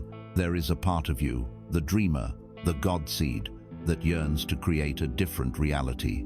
It longs for a body filled with vitality, for relationships built on love and trust, for work that is an expression of joy, for a life of boundless abundance. This desire is not a fantasy, it is the memory of your own creative birthright. But this inner desire collides with the hardened belief that you are incapable of achieving it. The mind, conditioned by the matrix, says, "Be realistic. This is just how things are." And so, you wait. You wait for a miracle. You wait for the world to change. You hope for a lottery ticket, a savior, a change in government, some external event that will finally grant you permission to live the life you desire. You are a king who believes he is a pauper, waiting for a royal decree to set him free, never realizing that he holds the royal seal in his own hand. But the geometry of creation does not end with the flower of life. The universe, in its infinite generosity, offers one final, crucial extension. From the perfect, interconnected pattern of the flower, 13 primary circles can be extracted. This new configuration, a cluster of 13 spheres touching and interlocking, is known as the fruit of life. This is not just a more complex pattern, this is the secret revealed. This is the universe handing you the source code. The 13 circles of the fruit of life are the fundamental building blocks of everything you perceive as reality. They are 13 primary systems of information, 13 archetypal frequencies from which every form, every law, and every experience in the physical universe is constructed. Here is the core message that can liberate you from the prison of a fixed reality. Your world is not a solid, pre-existing structure. It is a dynamic construction, built moment by moment, from a finite set of universal building blocks. And the architect is you. Imagine you are given a set of Lego bricks. The set contains 13 unique types of bricks in vast quantities. These bricks are the fruit of life. They are neutral. They are pure potential. Now, you are also given a blueprint. This blueprint is the sum total of your beliefs, your consciousness, your expectations. Following this blueprint, you begin to build. If your blueprint is based on a core belief of, "I am unworthy and the world is a dangerous place," you will subconsciously select the available bricks and assemble them into a fortress. You will build walls of isolation, towers of anxiety, and a moat of distrust. Another person, with the exact same set of Lego bricks but a different blueprint tone that says, "I am loved and the world is a benevolent adventure," will build a completely different structure. They will build open courtyards, bridges of connection, and gardens of opportunity. The bricks are the same, the potential is the same. The only difference is the blueprint of consciousness that is assembling them. The reality you are experiencing is not the reality. It is a reality, one of countless possible configurations built by you, for you, from the universal substance of the fruit of life. This means that you do not need to create new building blocks. You do not need to search for some magical missing ingredient that exists outside of you. Everything you need to construct a heaven or a hell is already provided. Your work is not to change the bricks. Your work is to become conscious of, and then to rewrite, the blueprint. You must become an architect who is aware of their own designs. This requires a new kind of radical self-honesty. It requires that you stop looking at the structure of your life as something that happened to you and start looking at it as something that is revealing the content of your own beliefs. Your life is a perfect mirror, showing you the blueprints you hold inside. If you do not like the reflection, breaking the mirror will do nothing. You must change the object being reflected. Let us make this process of architectural review a tangible practice. Choose one area of your life where you feel the most stuck, the most powerless. It could be your finances, your health, a specific relationship. Now, look at the structure of this reality as if it were a building you had designed, and ask yourself this powerful, transformative question. In order to be experiencing this reality, what must I believe to be fundamentally true? Do not answer from your conscious, hopeful mind. Answer from the evidence of the structure itself. If your reality is one of chronic financial lack, what is the underlying belief?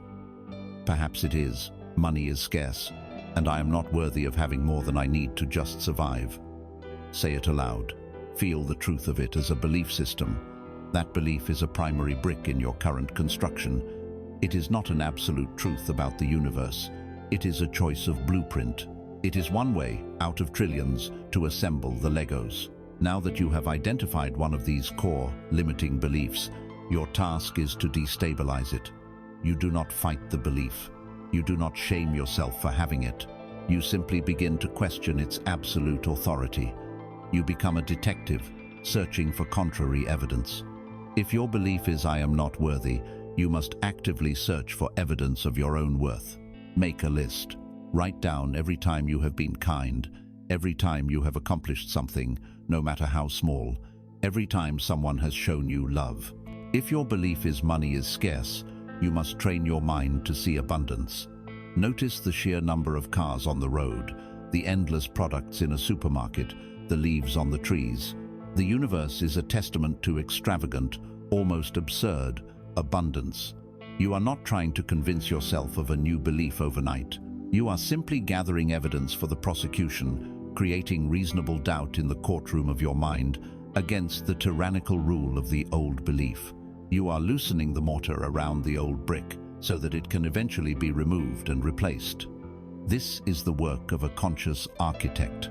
You are reviewing your own blueprints and deciding which ones no longer serve the magnificent temple you now choose to build. And as you master this process, as you learn to consciously select your beliefs, you realize that there is a deeper logic at play, a master key that can unlock and rearrange these building blocks in the most profound and elegant ways imaginable. This key is forged when we connect the very centers of these 13 spheres of life. You stand before the fruit of life, the 13 spheres of potential that are the raw substance of your world. You have identified the limiting blueprints of your own beliefs and have begun the courageous work of redrawing them. But even with the right materials and a new design, the sheer complexity of creation can be overwhelming. The task of assembling a new reality can feel like trying to solve an impossibly intricate puzzle with no picture on the box. You juggle the demands of your body, your mind, your heart, and your spirit, and they can feel like separate, competing systems. Life becomes a frantic effort to manage 100 different moving parts, leading to a state of fragmentation and exhaustion. In these moments, you yearn for a single, unifying principle, a user manual for the universe that shows how everything fits together. This feeling of being overwhelmed is often intertwined with a much deeper, more subterranean fear, the fear of your own creative power. There is a part of you that craves this power, that longs to be the master architect of your experience. But another part is terrified by the very prospect. The idea of absolute responsibility is a heavy weight.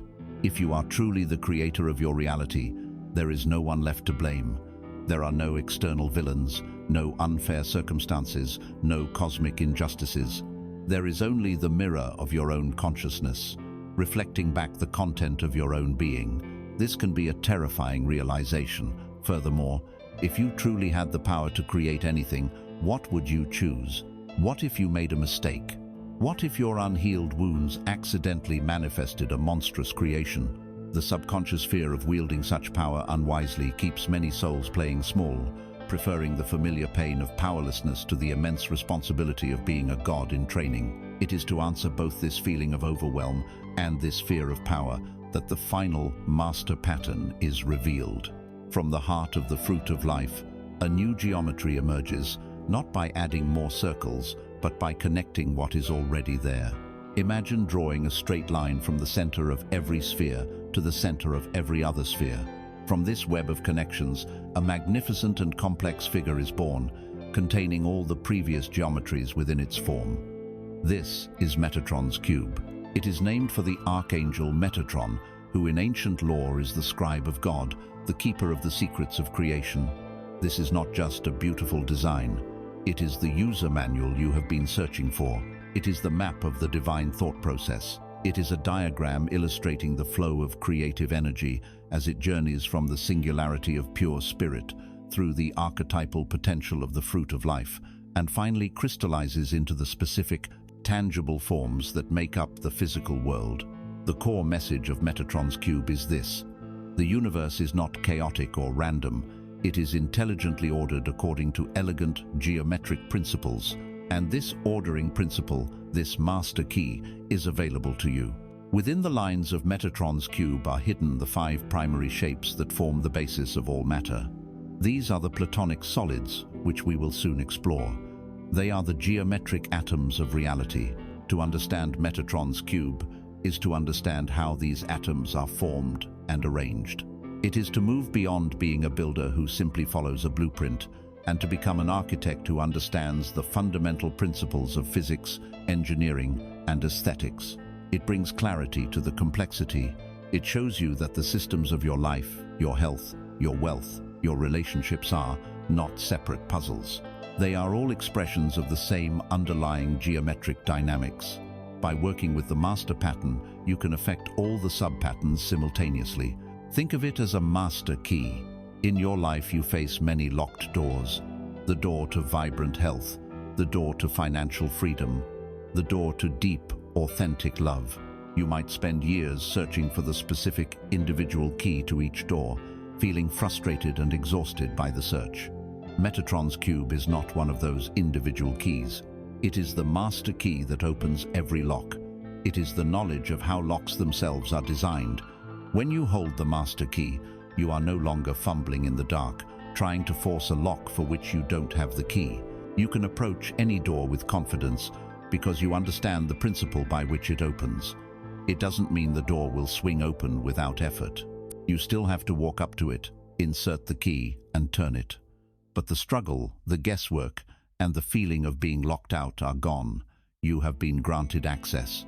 You have been trusted with the key to the entire kingdom. To begin to work with this profound symbol, we will engage in a practice of direct, energetic resonance. You do not need to understand every line and angle of the cube with your intellect to benefit from its power, just as you do not need to be a physicist to benefit from the sun's rays. You can allow its harmonizing frequency to tune your own energy field. Your practice is a meditation on Metatron's cube. Find a time and place where you can be quiet and undisturbed. If it helps, look at an image of the cube for a few moments, allowing its pattern to imprint upon your mind's eye. Then, close your eyes, take a few deep breaths, coming into the present moment. Now, visualize or simply feel the form of Metatron's cube all around you. Imagine it as a 3-dimensional sphere of radiant, geometric light, with your physical body at its very center. It is your personal chariot of ascension, your energetic temple. Now, with a gentle intention, imagine this sacred shape beginning to spin slowly around you. As it spins, its lines of pure, coherent light pass through your body and your energy field. They are like the strings of a celestial harp, and as they pass through you, they pluck the dissonant, out-of-tune strings of your own being and restore them to their perfect pitch. Feel these lines of light clearing away energetic debris, the psychic dust of worry and fear. Feel them balancing your chakras, aligning the energy centers along your spine. Feel them bringing order and clarity to your thoughts, as if they were tidying up a messy room. You do not need to force or strive. Your only task is to surrender to the harmonizing intelligence of this perfect geometric form. You are allowing yourself to be tuned by the master key of the cosmos. By sitting within this spinning field of light, you are silently declaring to the universe your readiness to move beyond confusion and fear. You are asking to see the elegant simplicity within the apparent complexity. You are claiming your birthright, not as a victim of circumstance, but as a wielder of the keys to creation. For hidden within this master key are the very elements, the very building blocks that will allow you to construct your reality with conscious intent. We will now open the cube and find the first of these forms, the fire of will, the tetrahedron. You sit within the spinning, harmonizing field of Metatron's cube, feeling your own energy field being tuned to the master frequency of creation. The overwhelm begins to subside, replaced by a sense of underlying order. As the cube spins, you realize you can now perceive its components. The lines of light resolve into distinct, perfect, three-dimensional forms. These are the Platonic solids, the five sacred shapes that are the elemental building blocks of our physical universe. And the first shape to emerge from the matrix of light, the simplest and most fiercely energetic of them all, is the tetrahedron. Composed of 4 equilateral triangles, it is the shape of a pyramid with a triangular base. It is sharp, it is pointed, it is the geometric manifestation of fire. Before we can build, we must ignite. And it is here, at the very ignition point of creation, that so many of us falter. You have a new blueprint. You hold the master key, yet you find yourself frozen in place. This is the state of inertia, the deep, frustrating quicksand of procrastination. It is the feeling of being a powerful car with a full tank of gas, but the ignition is broken. You know where you want to go. You have the map, you have the vehicle, but you cannot make yourself turn the key. This is not laziness. Laziness is a choice to rest. Inertia is a state of paralysis. It is a profound disconnection from your own divine will, from the fire of your spirit that is designed to move you, to animate you, to propel you into action. It is the gap between knowing what must be done and being utterly unable to do it. This frozen state is the result of a powerful internal conflict. It is the war between the desire for transformation and the immense gravitational pull of stasis. Your soul, your higher self, yearns for growth, for change, for the vibrant heat of a life fully lived. It calls you forward into the unfamiliar territory of your own potential. But your ego and the very cells of your physical body are creatures of habit. They are governed by the law of inertia, which states that an object at rest will stay at rest. There is a deep, primal safety in the known, even if the known is a place of suffering. The ego would rather stay in a familiar, comfortable prison than risk the uncertainty of an unknown freedom. And so, it resists the call to change. It manufactures 1,000 brilliant excuses, 100 valid reasons to start tomorrow. It creates a feeling of overwhelming tiredness, a sudden lack of clarity, a phantom fear that paralyzes your limbs. This is not a battle of good versus evil. It is a battle of physics. It is the explosive, upward-moving energy of fire straining against the dense, downward-pulling gravity of unmoving Earth. The tetrahedron is the secret to winning this battle. It is the geometry of the spark. Its 4-pointed vertices are like concentrations of pure will. Its sharp edges are designed to cut through the dense fog of apathy. It does not represent the raging, destructive wildfire. It represents the focused, intentional spark that starts the engine. It is the divine, yes, that overrides the egos. But what if? It is the sacred catalyst. The message of the tetrahedron is that to overcome inertia, you do not need a 5-year plan or a sudden bolt of lightning motivation.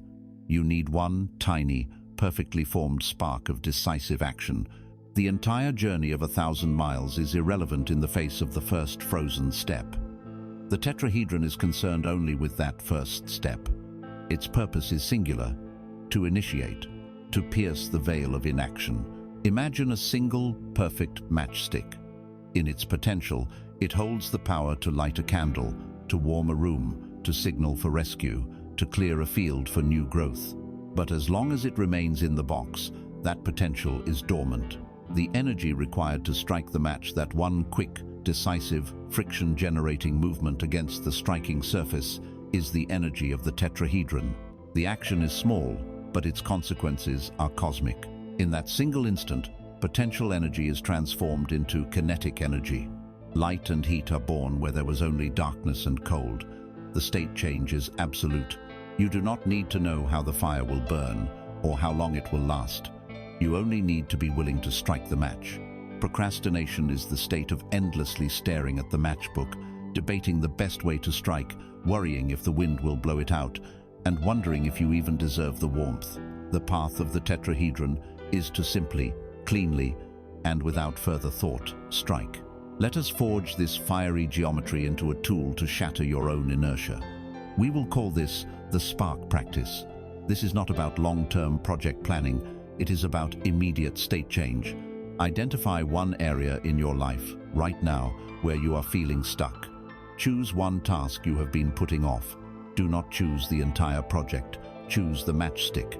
If you need to write a report, the project is the report. The matchstick is opening a new document and typing a single sentence. If you need to clean your house, the project is the house. The matchstick is taking one dish and putting it in the dishwasher. If you need to start exercising, the project is the fitness journey. The matchstick is putting on your running shoes and standing outside your front door for 60 seconds. The practice has two rules. First, the action must be small, physical, and take less than 2 minutes. Second, you must perform it with speed and without deliberation. The moment you decide on your spark action, you give yourself 3 seconds. 3, 2, and you move. There is no time for the ego to launch its counterattack of doubt and fatigue. This is a surgical strike. You are not trying to win the war in this one move.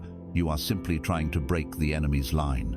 You are introducing the kinetic, fiery, unpredictable energy of the tetrahedron into a system that has become static, cold, and predictable. When you perform this small, decisive act, pay close attention to the shift in your own energy. You will feel it. A subtle buzz, a flicker of empowerment, a quiet I can that replaces the loud I can't. You have struck the match. You have generated a spark, and with that spark, you have reminded your entire being of a forgotten truth. You are not an object at rest. You are a creator. You are fire. You have the power to initiate change. And now that you have generated this sacred fire, you will need a stable hearth to place it in, a solid ground upon which it can safely burn and do its transformative work. The spark of the tetrahedron now seeks the earth of the hexahedron. You have struck the match. The fire of will, the divine spark of the tetrahedron, has flared to life, piercing the veil of your inertia. You feel the heat, the passion, the thrilling energy of a new beginning. But a spark, if it does not find fuel and a hearth, quickly dies out. A fire, for all its magnificent power, is formless. It needs a container. It needs substance to consume and transform. The fiery spirit of your intention now seeks a body, a vessel, a place to make its home in the material world. And so, from the matrix of Metatron's cube, the second of the great solids emerges. It is the hexahedron, the cube. With its 6 square faces, its 12 equal edges, and its 8 solid corners, it is the perfect symbol of stability, structure, and the element of earth. Here we confront the great challenge of the brilliant dreamer, the visionary who lives in a constant blaze of new ideas. Perhaps you know this state well. Your mind is a firework display, constantly erupting with dazzling new projects, profound insights, and ingenious solutions. You live in the exhilarating, infinite potential of what could be. You are a master of the mind, a native of the element of air, a lover of the element of fire. But when you look at your physical reality, you find it strangely empty. The workshop is full of half-started projects. The journal is full of revolutionary ideas that have never seen the light of day. There is a painful gap between the richness of your inner world and the sparseness of your outer one. This is the experience of being ungrounded. It is a form of addiction to the initial, fiery high of a new idea, and a deep aversion to the slow, patient, earthy process of its actual construction. This creates an internal conflict that is responsible for so much squandered potential. It is the battle between the fire starter and the earth builder within you. The fire starter loves beginnings. It thrives on the thrill of the launch, the excitement of a new passion. It is the part of you that enthusiastically buys the new gym membership, the new course, the new business license. It is pure, forward-moving, tetrahedral energy. But then, the initial excitement fades. The second phase begins, the phase of the cube. This is the phase of showing up when you don't feel like it. It is the phase of doing the same small, seemingly boring tasks day after day. It is the slow, repetitive work of laying one brick, then another, then another. And the fire starter hates this. It gets bored, it feels constrained, it longs for the thrill of another new spark. And so, it abandons the construction site of the first project and runs off to start another fire elsewhere, leaving a trail of beautiful, unfinished foundations in its wake. This is the cycle of the brilliant but ineffective creator. The conflict is between the love of the idea and the resistance to the sheer, dogged, unglamorous persistence required to make it real. The hexahedron, the cube, is the geometric medicine for this condition. Its very form speaks of stability, patience, and embodiment. Unlike the sharp, fiery tetrahedron, the cube can sit flat. It is stable. It can be built upon. It represents the grounding of your energy, the incarnation of your spirit. Its core message is this: inspiration without embodiment is mere fantasy. True creation requires that you bring your fiery celestial ideas down into the dense, demanding, and beautiful world of matter. It asks you to fall in love, not just with the vision of the finished cathedral, but with the feeling of the stone in your hands, the rhythm of the hammer, the patient process of building, brick by brick. The cube teaches that there is a profound grounding magic in the mundane, and that the greatest spiritual heights are only accessible to those who are willing to build a solid foundation on the earth. Imagine the construction of a great skyscraper. For the first few months, sometimes even for a year, all of the work happens below ground. Great pits are dug into the earth, tons of concrete are poured, a complex web of steel rebar is laid. From the street level, it is an ugly, noisy, and unimpressive sight. It looks like nothing is being accomplished. This is the work of the hexahedron. This is the building of the foundation. It will never be praised. No one will ever stand in awe of the sub-basement. But every single person on that construction site, from the architect to the engineer to the laborer, knows an absolute truth. The maximum height the skyscraper can reach is determined not by the ambition of its design, but by the depth and integrity of this unseen foundation. To neglect this phase in a rush to build the glorious penthouse first is to guarantee the collapse of the entire structure. Your life's work is this skyscraper. Your fiery ideas are the penthouse in the clouds. But you cannot build from the top down. You must honor the earth. You must be willing to do the deep, unglamorous, foundational work that will one day support the magnificent expression of your highest dreams. Let us now translate this into a practice of grounding your ideas. Take one of your beautiful, fiery, but currently unmanifested dreams. It might be write a novel, or start a podcast, or get healthy. In its current form, it is an air and fire idea, full of potential but lacking substance. Your task is to translate it into the language of Earth. You will break it down into its smallest possible physical components, its bricks. Take a piece of paper, and for your chosen goal, list out the smallest, most laughably simple physical actions you can think of. Write a novel becomes open a new document, create a character name, write one bad sentence. Sit in my writing chair for 5 minutes. Get healthy becomes put my walking shoes by the door. Drink 1 glass of water right now. Search online for a healthy recipe. Chop 1 carrot. Notice how these actions are not abstract. They are physical. They are measurable. They can be done and completed. This is the language of the cube. Now, your practice is simply to lay 1 brick. Just 1. Do not think about the second brick, let alone the entire wall or the whole cathedral. Look at your list and choose the single easiest, most approachable brick. Then schedule a time to lay it, and when the time comes, do it. That's it. As you complete that one small action, bring your full attention to the feeling of it. The click of the keyboard, the coolness of the water, the solid weight of the carrot in your hand. This is the feeling of grounding. It is the feeling of your divine, fiery idea taking on a body, however small. In that moment, your dream is no longer a fantasy. It is real. It has begun its incarnation. By repeating this process, by patiently laying one small, solid brick every single day, you are building your foundation.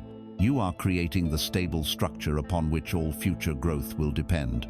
You have brought the fire of your will and joined it with the earth of your action. And with this fire now safely contained and this foundation now firmly established, you are ready to introduce a new element, a new level of refinement, a new clarity of mind. You are ready to invoke the geometry of air. You have ignited the fire of will with the sharp point of the tetrahedron. You have grounded this fire in the patient, stable earth of the hexahedron. You have found the courage to start and the discipline to build. But fire and earth alone can be crude, unconscious forces. A fire without direction can be merely destructive. An earth without vision can be stubborn, heavy, and inert. To bring wisdom and refinement to your creation, you need a new element. You need the clarity, perspective, and intelligence of the air. And so, the third of the great solids emerges from Metatron's cube. It is the octahedron, a perfect crystalline shape formed of 8 triangular faces, like 2 pyramids joined together at their bases, one pointing to the sky, the other pointing to the earth. This geometry speaks directly to one of the most subtle prisons of the human mind, the prison of rigid, polarized thinking. The ego, in its search for safety, loves certainty. It simplifies the vast, complex, and paradoxical nature of reality into simple, digestible binaries: right and wrong, good and bad, us and them, success and failure. This black and white thinking provides a false sense of security. If you are on the right side, you feel righteous. If you hold the correct beliefs, you feel intelligent. This dogmatism manifests as a deep unwillingness to truly listen to a perspective that challenges your own. You may hear the words, but you are not listening to understand.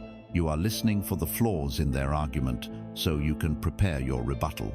This is the mind as a fortress. The walls are thick, the gates are barred, and there are no windows. This is not a sign of intellectual strength.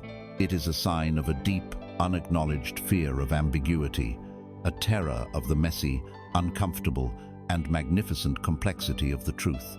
This fear creates a powerful internal conflict, the clash between the mind's desperate need for simple answers and the soul's quiet embrace of nuance. There is a part of us, the exhausted, overwhelmed self, that just wants a clear rule book. It wants to be told what to do, how to live, what to believe. It seeks out rigid ideologies, strict gurus, and uncompromising doctrines because they promise to eliminate the profound discomfort of not knowing. They offer simple answers to life's most complex questions. To this part of the mind, ambiguity feels like weakness, and changing one's opinion feels like a character flaw. But reality itself is not a simple rulebook. It is a holographic poem. It is filled with paradoxes. You must be strong, and you must be vulnerable. You must plan, and you must surrender. You must be disciplined, and you must be spontaneous. Truth is rarely found at one extreme or the other. It is almost always found in the delicate, dynamic balance point between them. The conflict is between the ego's demand for a comfortable, simple lie and the soul's invitation to dance with the vast and often challenging truth. It is the difference between wanting a single, flat photograph of the world and being willing to experience its living, breathing, three-dimensional reality. The octahedron is the geometric symbol of this higher, balanced perspective. Its very structure, 2 pyramids pointing in opposite directions, one to the heavens and one to the earth, is the perfect illustration of the great Hermetic principle, as above, so below. It demonstrates the law of reflection, the perfect correspondence between the world of spirit and the world of matter, the realm of thought and the realm of form. The core message of the octahedron is that wisdom is found not by choosing a pyramid, not by being spiritual at the expense of being human, or by championing your own opinion at the expense of another's, but by finding your center on the square plane where the 2 pyramids meet. From this point of balance, you can see both upward and downward. You can honor both your mind and your heart. both your own perspective and the perspective of another. The octahedron represents the element of air intellect, clarity, communication, and balance. It is the mind sharpened to a point of clarity, yet expanded enough to hold opposites in a loving embrace. Imagine a flawless diamond. In its natural uncut form, it is often an octahedron. When it is cut and polished by a master jeweler, it is given numerous facets. A single beam of pure white light enters the diamond from above. As it passes through the crystalline structure, it is refracted, broken apart into a dazzling spectrum of colors. A flash of red shoots out from one facet, a stream of deep blue from another, a glimmer of green from a third. The light that entered was one. The light that is expressed is many. Now, imagine three people standing around this diamond. One sees the flash of red and declares, "This diamond is red." Another sees the blue and insists, "No, it is blue." The third sees the green and argues that they are both wrong. It is clearly green. Who is right? They all are, and they are all wrong. They are each correctly reporting their own limited perspective, but they are mistaking their facet for the whole diamond. Dogmatic thinking is insisting that the diamond is only red. Wisdom, the wisdom of the octahedron, is stepping back and understanding that all the colors are true and beautiful expressions of the one white light. It is the ability to honor another's perspective without abandoning your own. Let us forge this geometry of balance into a practice for your own mind. We will call it octahedral thinking. This is a tool for resolving internal conflict and for making wise decisions. First, identify an issue, a belief, or a decision where you feel polarized or stuck in a binary choice. It could be an argument you had, a political issue you feel passionate about, or a life decision you're struggling with. Now, take a piece of paper and draw a line down the middle. At the top of one column, draw an upward-pointing pyramid. This is your perspective. In this column, write down every argument, every feeling, every piece of evidence that supports your position. Argue your case with passion and clarity. Then, at the top of the second column, draw a downward-pointing pyramid. This is the opposing perspective. Now comes the challenging part. You must step out of your own shoes and, with as much intellectual honesty and empathy as you can summon, argue the other side. What are their valid points? What fears or needs might be driving their position? What is the truth of their experience? Do not do this as a straw man argument, looking for weaknesses. Do it as an act of profound empathy, genuinely trying to understand. Finally, look at both columns side by side. Look at the two pyramids. Now, bring your attention to the space in the middle, the square base where they meet. This is the plane of balance. Ask yourself, where do these two truths intersect? What is a third way that honors the wisdom of both sides? What is the more nuanced, compassionate, and balanced perspective? This practice is a powerful workout for the mind. It builds the mental and emotional muscles required to move beyond rigid reactivity and into a state of responsive wisdom. You have ignited your will with fire, grounded your action with earth, and now you have refined your mind with air. There is but one element left to integrate, the fluid, flowing, and often overwhelming world of your heart. You are ready for the waters of the icosahedron. You have built a powerful inner temple. The fire of your will, the tetrahedron, burns brightly in the hearth. The earth of your discipline, the hexahedron, forms a solid and stable floor. The air of your intellect, the octahedron, flows freely through the windows, bringing clarity and perspective. You have forged a vessel of remarkable integrity, a testament to your conscious, creative power. But a temple, no matter how perfectly constructed, is not a home until it is filled with life. And the element of life, the medium of feeling, the substance of connection, is water. And so, the fourth of the great solids reveals itself.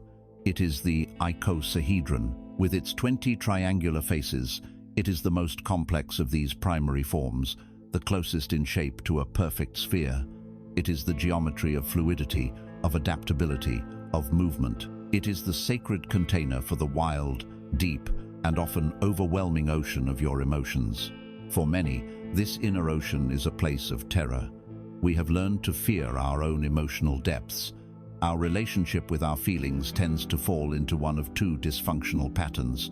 The first is that of the drowner. The drowner is the one who is completely at the mercy of their emotions. When a wave of sadness or anger comes, they are instantly consumed by it. They become the sadness. They become the anger. There is no separation between the observer and the experience. They are a small raft tossed about in a violent storm, with no anchor, no rudder, and no land in sight. Their life is a state of constant emotional reactivity, feeling like a victim to the unpredictable weather patterns of their own heart. The second, and perhaps more common pattern in a culture that prizes control, is that of the dam builder. The dam builder, terrified of drowning, decides that the only solution is to control the ocean. They construct massive walls of repression, denial, and intellectual analysis to hold their feelings at bay. They are the ones who say "I'm fine" when their heart is breaking. They are the ones who rationalize away their anger or numb their grief with distraction and busyness. They believe they are being strong, logical, and self-possessed. But in reality, they are living in a state of immense, constant pressure. The dammed-up waters of their unprocessed emotions are always pressing against the walls.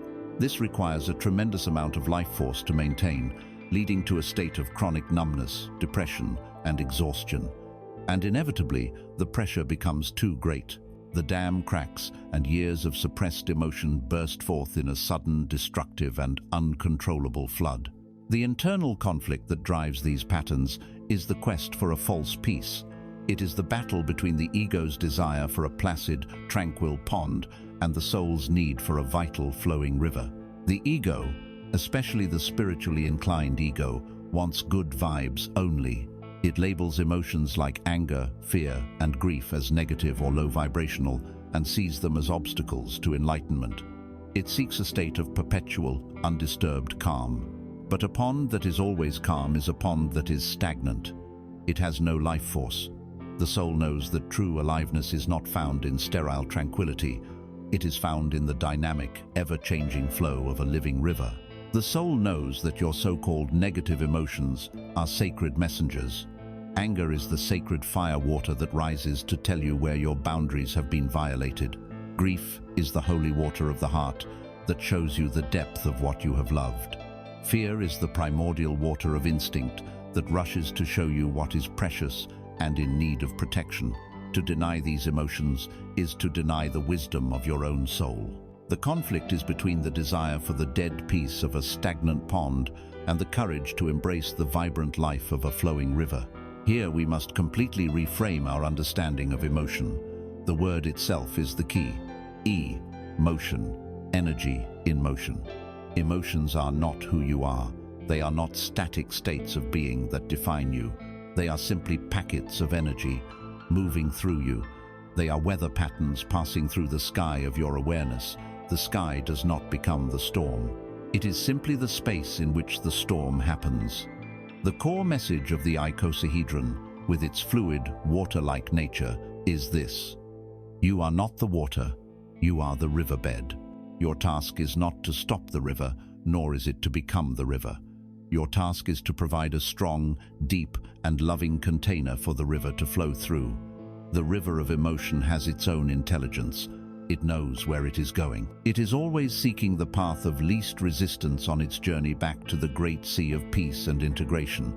Your resistance, your dams of repression, are the only things that obstruct its natural flow. Consider the nature of water.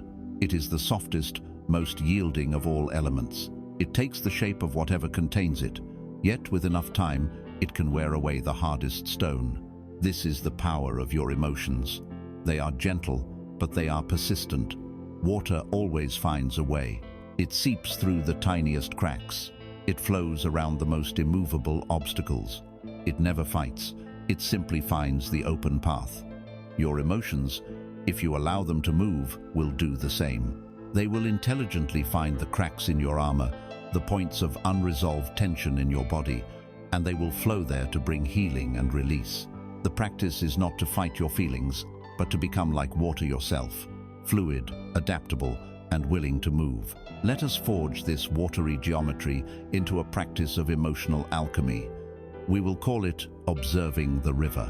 The next time you feel a strong, overwhelming emotion begin to rise within you, your first task is not to suppress it or act on it, but simply to name it by saying to yourself, "Ah, this is the river of grief," or "I see the river of anger is flowing now."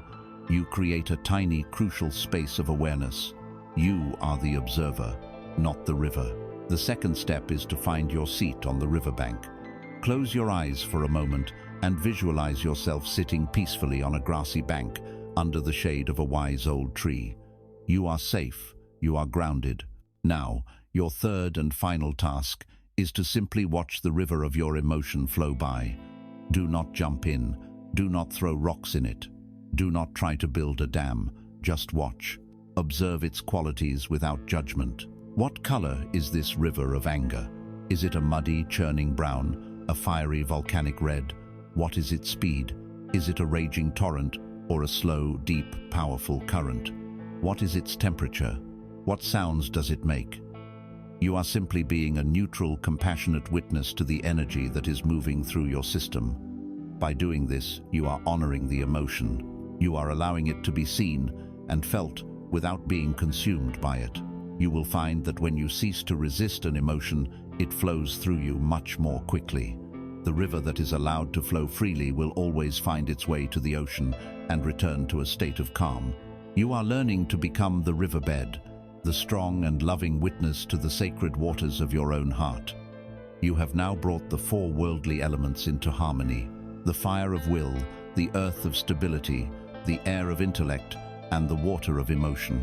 With these four balanced, you are now prepared to perceive the fifth, all-encompassing element, the very substance of spirit itself. You are ready for the dodecahedron. The fire of your will burns in the hearth of the earth. The air of your mind is clear, and the waters of your heart flow freely through the temple of your being. You have brought the four great elements of the human experience into a state of dynamic harmony.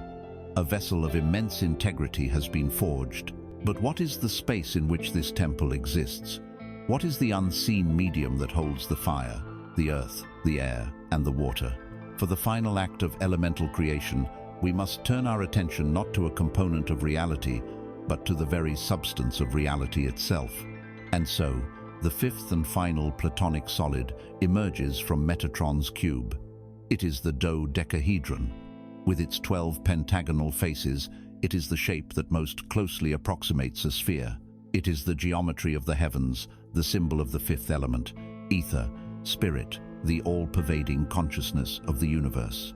In our modern world, we are often afflicted by a deep, unspoken malady. It is not an illness of the body or the mind, but of the spirit. It is a quiet, creeping sense of meaninglessness. We can be successful, healthy, surrounded by people, and yet feel a profound emptiness inside, a sense that we are just a biological machine running a predictable program. We are born, we learn, we work, we consume, we reproduce, and we die. Is this all there is? This question, whispered in the quiet moments before sleep or on a lonely commute, is the symptom of a soul that has been starved of its native element. We have become so focused on the four worldly elements of our existence that we have forgotten the fifth element in which they and we are suspended. We have forgotten that we are not just a collection of physical parts, but a spiritual being having a human experience. This spiritual amnesia creates a painful internal conflict. It is the battle between the demands of the mundane and the whispers of the mystical. The mundane world is loud and relentless. There are bills to pay, deadlines to meet, meals to cook, bodies to maintain. These demands are real, and they can easily expand to fill every waking moment of our lives, leaving no time or energy for anything else. The mystical world, the world of spirit, is quiet. It does not shout. It whispers. It speaks in the language of synchronicity, of awe, of intuition, of the profound peace found in a silent forest or the breathtaking beauty of a starry night. The conflict arises because we have been taught to prioritize the loud demands over the quiet whispers. We treat our spiritual life as a luxury, something we will get to later, when we have more time, more money, or fewer responsibilities. We do not realize that connecting with spirit is not a luxury. It is the essential fuel that gives us the strength, the grace, and the perspective to navigate the mundane world without being crushed by it. We are trying to run a divine engine on purely physical fuel, and we wonder why we feel so empty and exhausted. The dodecahedron is the geometric cure for this spiritual starvation. It is the shape that contains all other shapes. You can place the cube, the tetrahedron, the octahedron, and the icosahedron perfectly within the dodecahedron. It is the container, the context, the unified field. Its core message is a revolutionary shift in your primary identity. You are not a physical body that has a soul. You are a soul, a field of conscious energy that is temporarily inhabiting and experiencing itself through a physical body. The body is the vehicle, but you are the driver. The body is the instrument, but you are the musician. The body is made of earth, water, fire, and air, but you are made of the ether, the spirit, that animates and organizes them. This shift in identification is the single most powerful step you can take toward a life of meaning and purpose. When you identify primarily with your body and your personality, you are subject to all of its fears and limitations. When you identify with your eternal spiritual nature, you can engage with your human life not as a prison, but as a magnificent, chosen adventure. The sky is the perfect metaphor for this fifth element.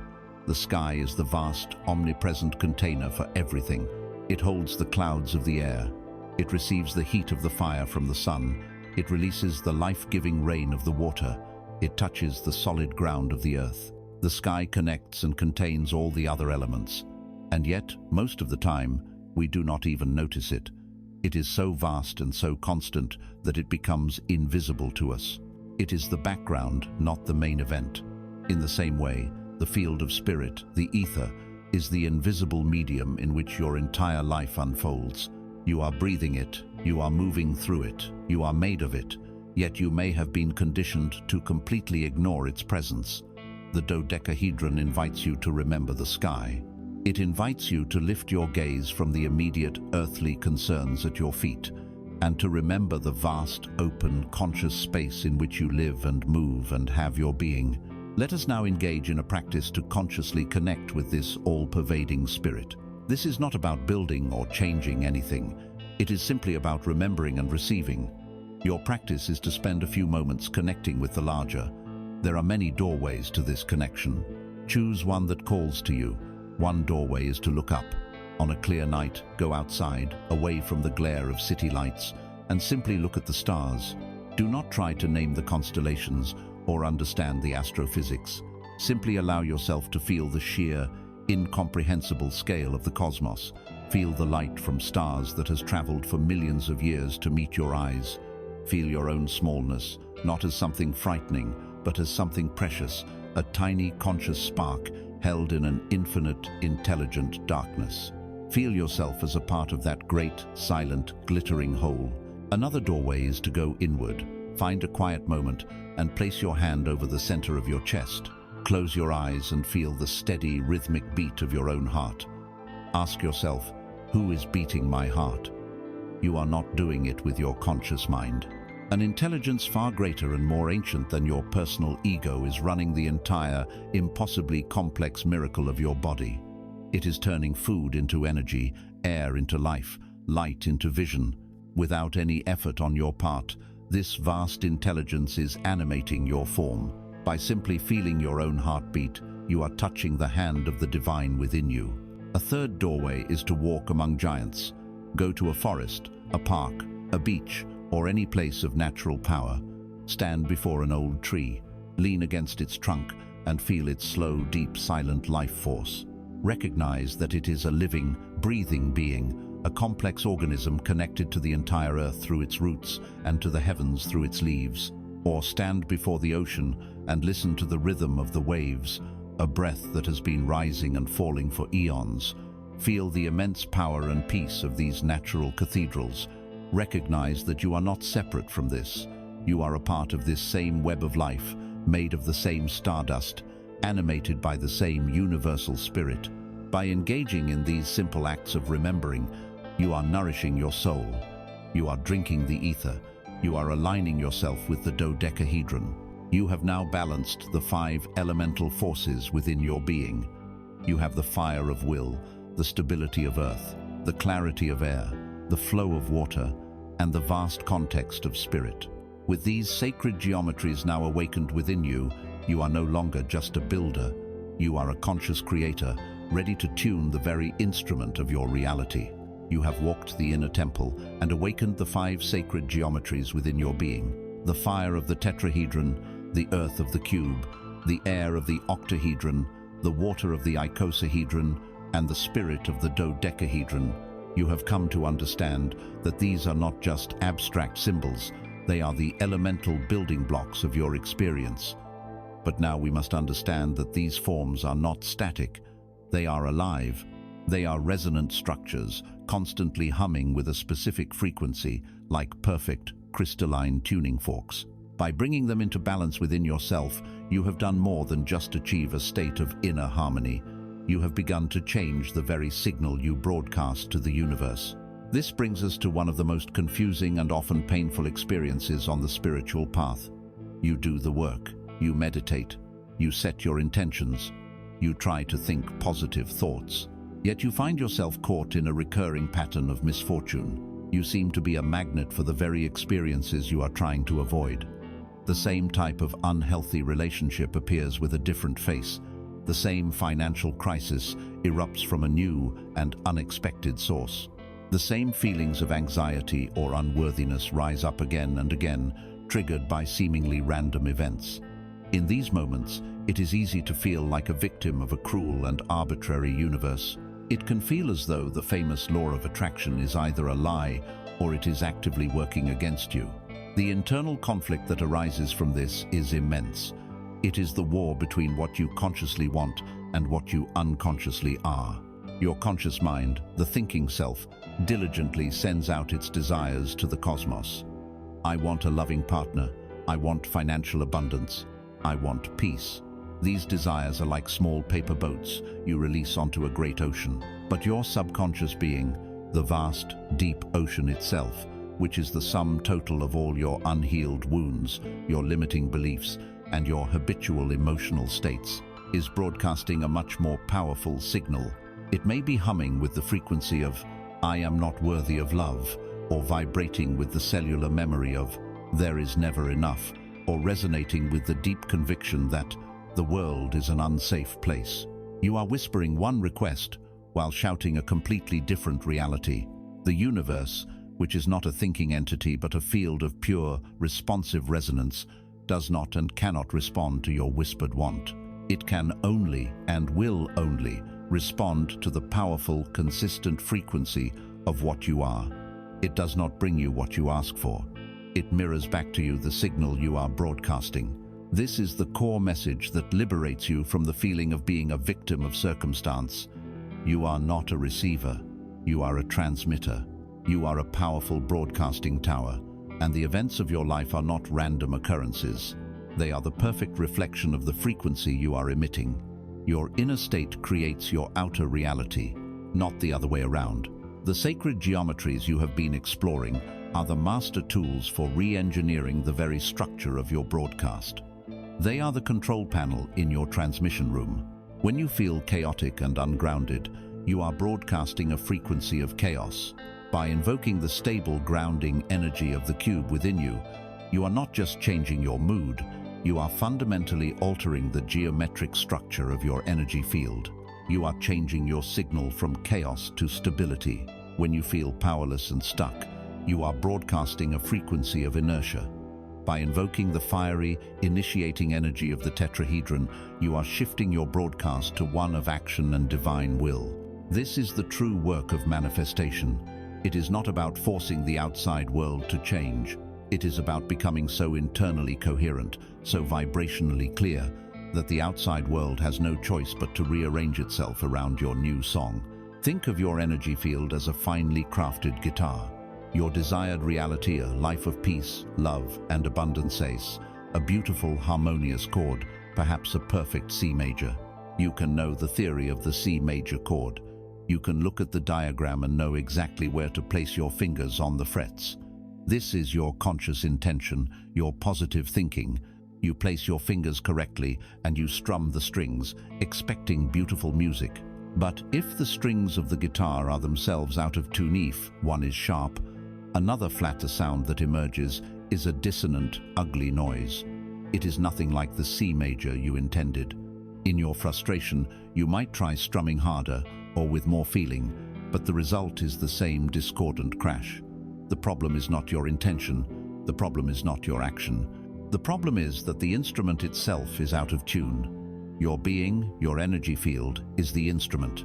Your beliefs are the tuning of the strings. The great work is not to keep strumming a dissonant life with more force, but to pause, and with great love and patience, tune the instrument. The sacred geometries are the master tuning forks for this process. Let us now engage in a practice of conscious geometric resonance. This is how you become the tuner of your own instrument. First, identify an area of your life that feels out of tune. Where do you feel dissonance? Where are you experiencing a reality that does not match your highest desire? Perhaps it is a feeling of constant anxiety. Perhaps it is a block in your creativity. Perhaps it is a lack of physical vitality. Second, choose your tuning fork. Based on our journey so far, select the platonic solid whose energetic medicine you need most. If you are feeling anxious, chaotic, and ungrounded, choose the cube for its stability. If you are feeling apathetic, procrastinating, and unable to start, choose the tetrahedron for its fiery will. If you are feeling mentally rigid, judgmental, or stuck in a conflict, choose the octahedron for its balance and clarity. If you are feeling emotionally repressed, or conversely, overwhelmed by your feelings, choose the icosahedron for its fluid grace. And if you are feeling disconnected and meaningless, choose the dodecahedron to reconnect you with your spiritual essence. Third, resonate with your chosen form. Find a quiet space. Sit comfortably and close your eyes. Bring the image, the feeling, or the concept of your chosen shape into your awareness. Let's say you have chosen the cube for stability. Visualize a perfect, translucent cube in the center of your being, perhaps at the base of your spine. Feel its weight, its solidity, its perfect right angles. Now, imagine this cube beginning to hum with a low, steady, resonant frequency. It is like a deep, powerful bass note. Feel this vibration spreading slowly outward from the cube, moving through your legs, up your spine, into your belly, your chest, and your head. Feel this frequency of pure stability, calming the chaotic static of your anxiety. Feel it retuning the very cells of your body to its own coherent, grounded rhythm. You do not need to force this. You are not creating the vibration. You are simply allowing yourself to be tuned by it. Surrender to its geometry. Let its perfect structure bring order to your inner world. Practice this for a few minutes each day. By doing so, you are moving from a passive victim of your own frequency to the conscious, active maestro of your own energy. You are tuning your instrument, and once your instrument is in tune, you can not only begin to play your own beautiful music, but you can also begin to clearly hear, for the first time, the symphony of the universe that is playing all around you. You are ready to read the matrix. You have tuned the instrument of your own being. With the sacred geometries awakened within you, your frequency has begun to shift from a chaotic static to a clear, coherent tone. And with this new clarity, your perception of the world begins to transform. The random noise of daily life starts to resolve itself into something that feels like music. The harsh, glaring lights of the matrix begin to soften, revealing an underlying pattern, an elegant code that was always there, waiting to be seen. You are now ready to move from being a musician who can only play their own instrument to one who can read the entire symphony of reality. This is a crucial step because for so long we wander through life feeling lost and confused. We look for guidance. We plead with the universe for a sign, for some indication that we are on the right path. Sometimes, a strange coincidence will happen that gives us a momentary sense of wonder, a feeling that we are part of a larger conversation. But then, the feeling fades. We are left wondering if we imagined it, if it was just a random fluke. We are caught in a painful limbo, wanting desperately to believe in a responsive, intelligent universe, but lacking the tools and the confidence to read its language. This creates a deep internal conflict between the rational skeptic and the intuitive mystic within us. The rational mind, conditioned by a world that values only what can be measured and proven, is deeply suspicious of meaning. It dismisses synchronicity as mere coincidence, as the brain's apophenia, its tendency to see patterns in random data. It demands repeatable empirical evidence, and it protects us from the perceived foolishness of believing in magic. It keeps us safe in a world that is predictable, but ultimately cold and meaningless. On the other hand, the intuitive soul knows better. It feels the tingle down your spine when the perfect book falls off the shelf. It recognizes the wisdom in the chance encounter with a stranger. It understands that the universe is constantly whispering to us through the language of symbols and events. The conflict is the battle between the fear of being seen as irrational and the deeper fear of living in a dead, unresponsive cosmos. We flicker back and forth between these two poles, never fully committing to the path of the mystic, and therefore never becoming fluent in the symbolic language of reality. To break free from this paralysis, we must adopt a new and radical core message. The matrix is not a prison to be escaped. It is a mirror to be read. The people, the challenges, the triumphs, and the frustrations of your daily life are not random events happening to you. They are a perfect, instantaneous, and holographic reflection of your own inner state happening for you. Your reality is a feedback system of flawless integrity. The universe is constantly showing you the contents of your own consciousness, that difficult person at work who seems to drain all your energy. They are a mirror, reflecting back to you your own unhealed wounds around boundaries and personal power, the recurring financial struggles that seem to come out of nowhere. They are a mirror, reflecting your deeply held, subconscious beliefs about scarcity and your own worthiness, the beautiful, synchronistic moments of grace. They are a mirror, reflecting the times when your inner being is in perfect alignment and harmony. The events of your life are the hieroglyphs of your own soul. To learn to read them is to be given the ultimate tool for self-awareness. Once you become fluent in this language, you can never truly be lost again, because every single moment, whether painful or pleasant, becomes a signpost, pointing you back toward yourself. Imagine two people on the deck of a great ship at sea. One is a tourist, the other is a seasoned sailor. They both look up at the same sky filled with clouds. The tourist sees random, fluffy shapes. Some are pretty, some look a bit dark. To him, the clouds are mere decoration, a pleasant or unpleasant backdrop to his journey. The sailor looks at the very same clouds and sees a language. She does not see random shapes, she sees information. In the precise shape, color, altitude, and direction of the clouds, she can read the story of the coming weather. She knows where the wind is coming from, whether a storm is approaching, and how to adjust her sails accordingly. The sky, for her, is not a backdrop. It is a living, dynamic dashboard of vital information. You have been living your life as the tourist, baffled and victimized by every sudden storm. The invitation now is to become the sailor. It is to understand that the clouds of your daily life, the chance encounters, the repeated numbers, the overheard conversations are not random. They are the symbolic weather patterns of your own consciousness, telling you everything you need to know about the inner climate that is creating your journey. To develop this skill, to learn to read the clouds of your own matrix, we will begin a simple practice. It is the practice of keeping a synchronicity journal. You will need a dedicated notebook for this.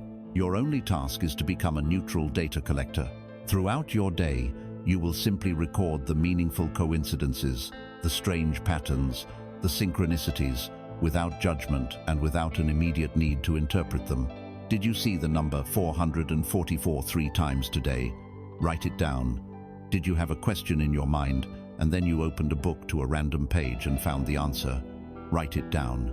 Did 3 different people mention the country of Peru to you? Write it down. Did you think of a long-lost friend and then they called you an hour later? Write it down. The most important rule of this practice, especially at the beginning, is to resist the urge to ask, what does it mean?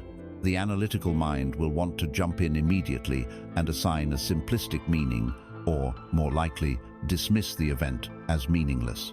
Your job is to bypass this mental gatekeeper and simply be a good journalist of your own life. Just the facts, the date, the time, and the event. 10:30 a.m. saw a feather on my path. 2:15 p.m. The song on the radio was about flying. 9 p.m. The character in the movie said, "You have to grow your wings. You just record the data." Then, at the end of a week, or perhaps a month, you will sit down and read through your journal.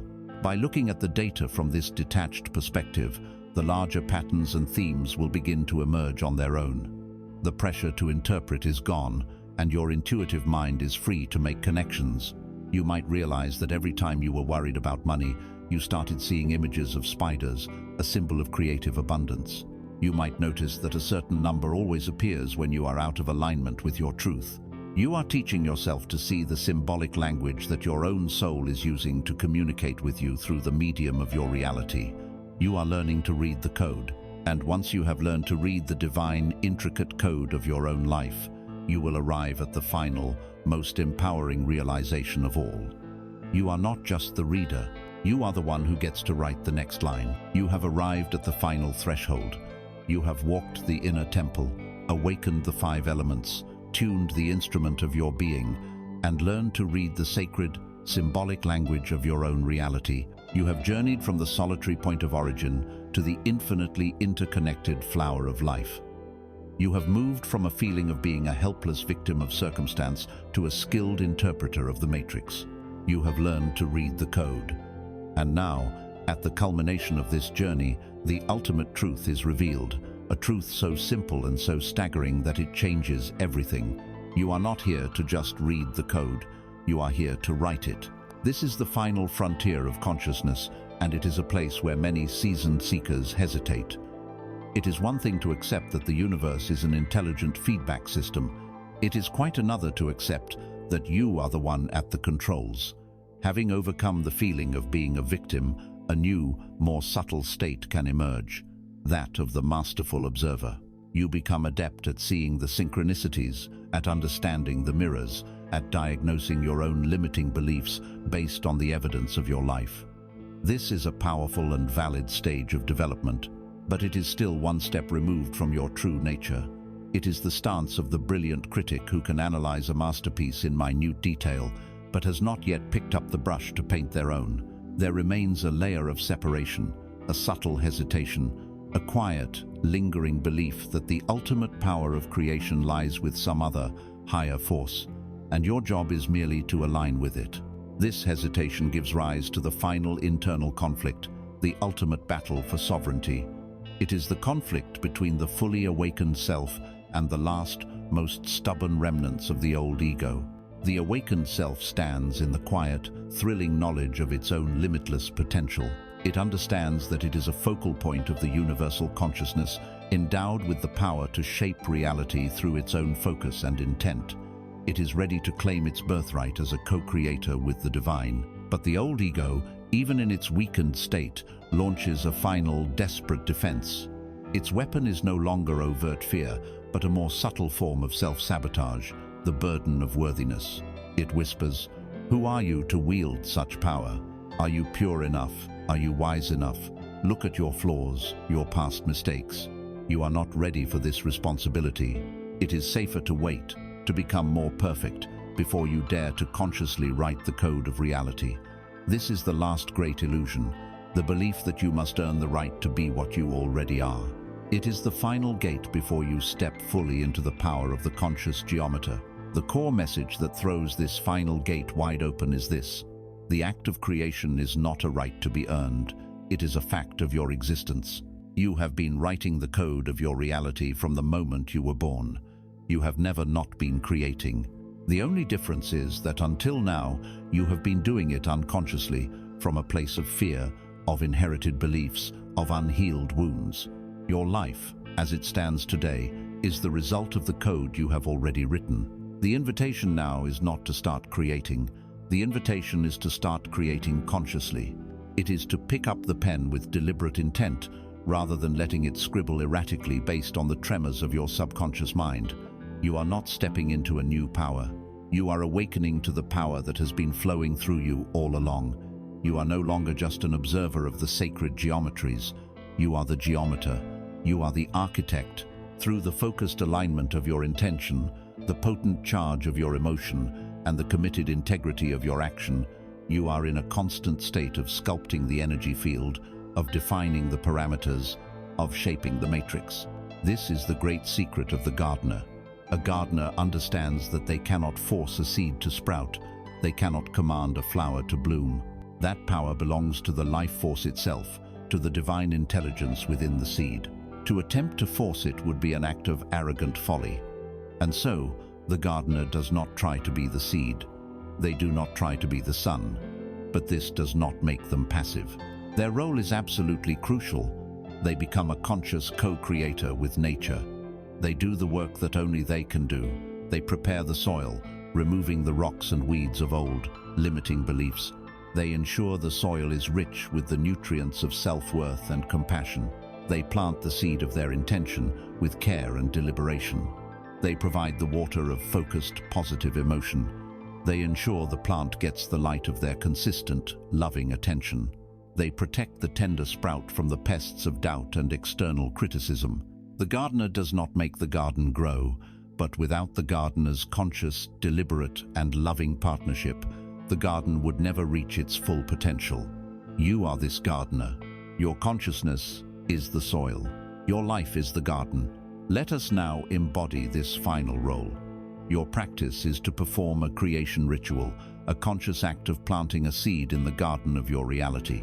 First, choose one specific, tangible thing that you wish to manifest. Be clear and precise. A vague intention is a weak seed. Instead of more happiness, choose to experience joyful connection in a new friendship. Instead of more money, choose to gratefully receive an unexpected $500 this month. Make it something you can believe is possible.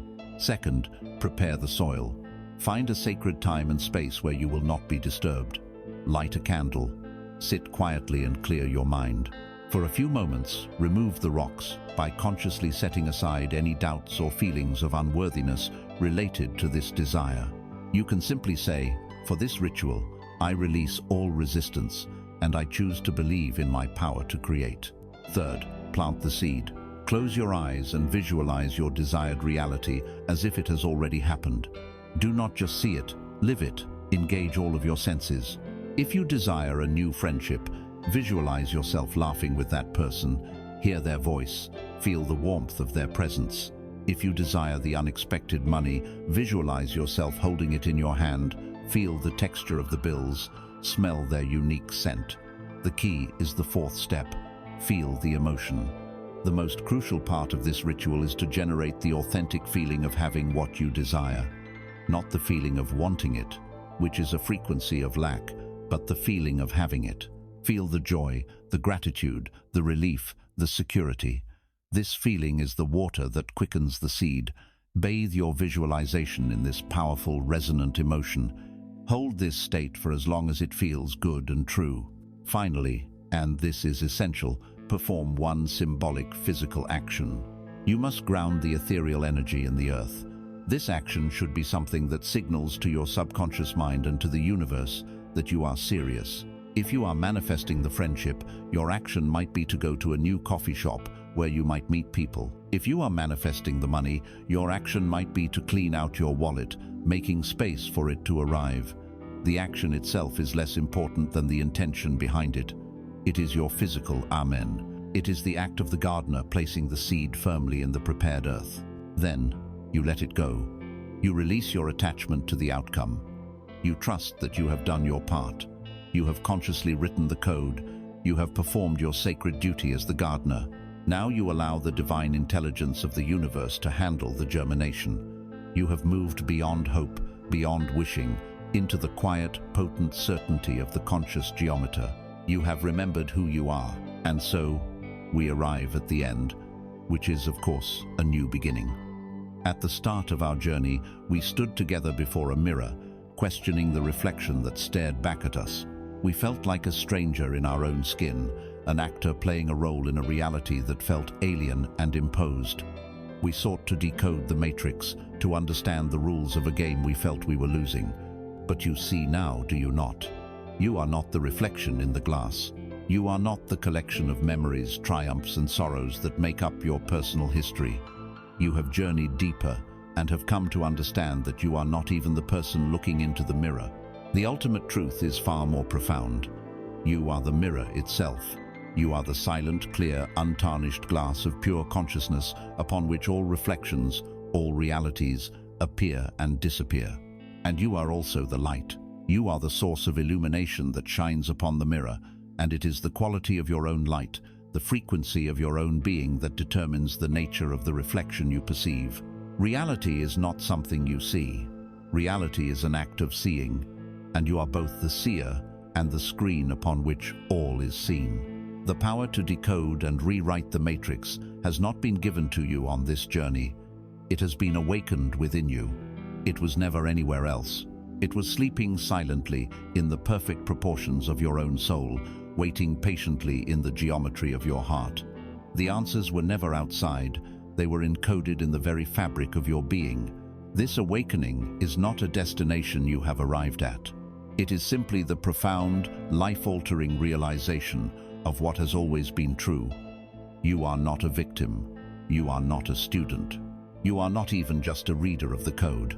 You are the geometer, the architect, the artist. You have remembered the elemental powers of fire, earth, air, water, and spirit that are your birthright. You hold the master key in your hand. The journey through these sacred forms is now complete. But your journey as the conscious creator has just begun. The universe is not a finished painting you must analyze. It is a blank canvas, and it is waiting, with infinite patience, for your next brushstroke. So, take a slow, deep breath. Feel the silent power that resides in your center, and know, with a certainty that quiets all fear, that you are ready. Now, what masterpiece will you create next?